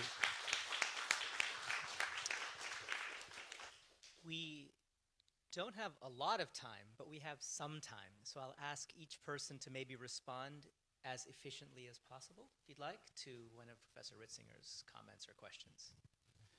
Okay, I don't know if this works. Thanks, I'll try to be very brief. Thank you to both Professor Veshri and Professor Ritzinger. Those are great comments. It's very encouraging to have your informed and thoughtful engagement with the ideas. And I definitely wanted to, okay, so I'll just very, very quickly respond to Professor Ritzinger's question, which is how do we build alternative systems and communities in addition to, this is something that I just gestured toward, but I am very concerned with. To what degree is a bodhisattva just an actor within an institution, and to what degree can individuals affect institutional change? And I think that this is all dependent upon being aware of your own institutional position, being aware of what kinds of levers you have control over. And to the extent that we are in the position to design institutions, and I think that as members of democracies, we have this sense that we're being told that we're part of the system and the design of the system at the governmental level, and then we're all part of other kinds of institutions in various ways. We have responsibility, I think, to enact this same kind of ideal. So I have thoughts about, how a government can be more reflexive, more self-aware, more able to change, and more flexible and responsive to its to problems.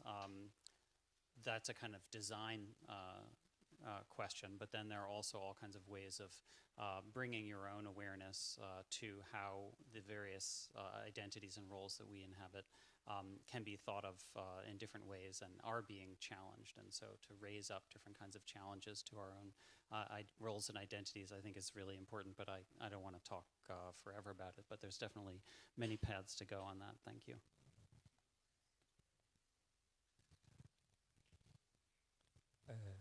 Thank you for these inspiring comments from Professor Vetri and Professor Riskers. So the main question that I understand is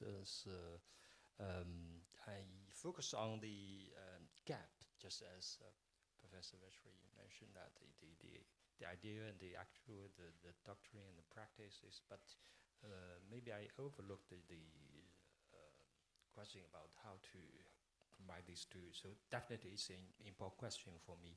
I think I haven't conducted in-depth research on this question, but maybe a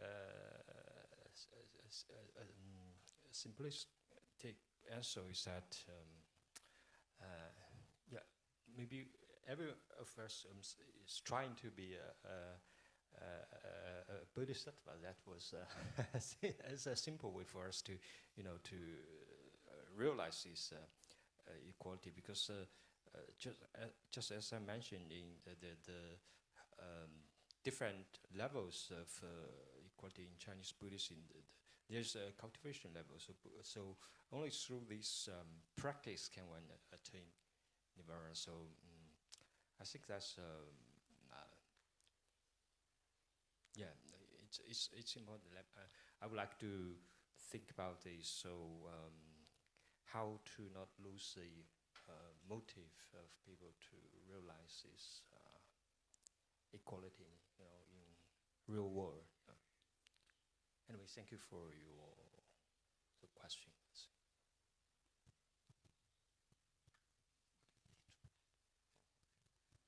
Okay, I don't have much to say, but I very appreciate the comments and advice, and they're very insightful.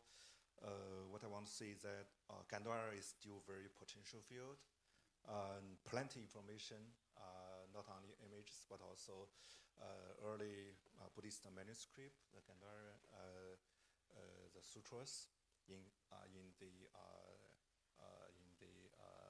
Gandharan script, very, very useful, and we will find more and more evidence. Probably, I think in 10 years, we have enough information to rewrite the history of early Buddhism. And the week before, like 10 days ago, I invite Professor Richard Solomon to give a presentation at Zhejiang University. He even found a case to prove that an emperor, Wema Taktu, used a specific Buddhist belief to legitimate his rule. When we compare the information collected in Gandhara with Chinese texts, we can find a lot of probably a lot of missing parts of the history. So the information collected in Central Asia is very useful for understanding, for re-understanding of history of Silk Road, re-understanding of Chinese history, and especially re-understanding the history of world Buddhism. That's what I do. During past 10 years, I try to put our path together to rewrite the history of early Buddhism. I didn't tell my teacher, but I changed my field since I graduated from medieval period to early period, from China to Central Asia. So I'm continuing to do that, and we collaborate a lot with Professor Yujin Wang. We also have a similar project in China. It's a lab to collect digital images and to reconstruct so-called the Chinese civilization or something like that. Thank you. Thank you. So please join me. Just one word. Please. I want to thank Dr. He. He helps a lot with our research, and we create a center at Zhejiang University, and we continue to promote related research.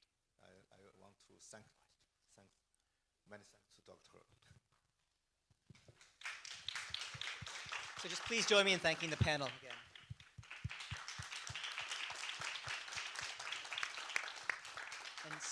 And since the lunch break follows, there will be time to follow up with all of them. I'm sure they won't mind interruption. So thank you. Okay. Thank you so much to our moderator, commenters, speakers, everyone. And so we'll invite CEO of Tzu Chi USA, Debbie Lee, to present gifts of appreciation for everyone. So please stand and move to the front.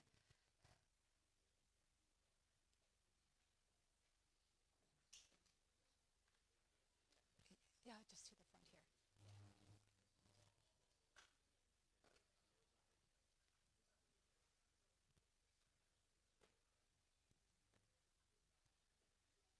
And we'll take a group photo together first. So please move to the front.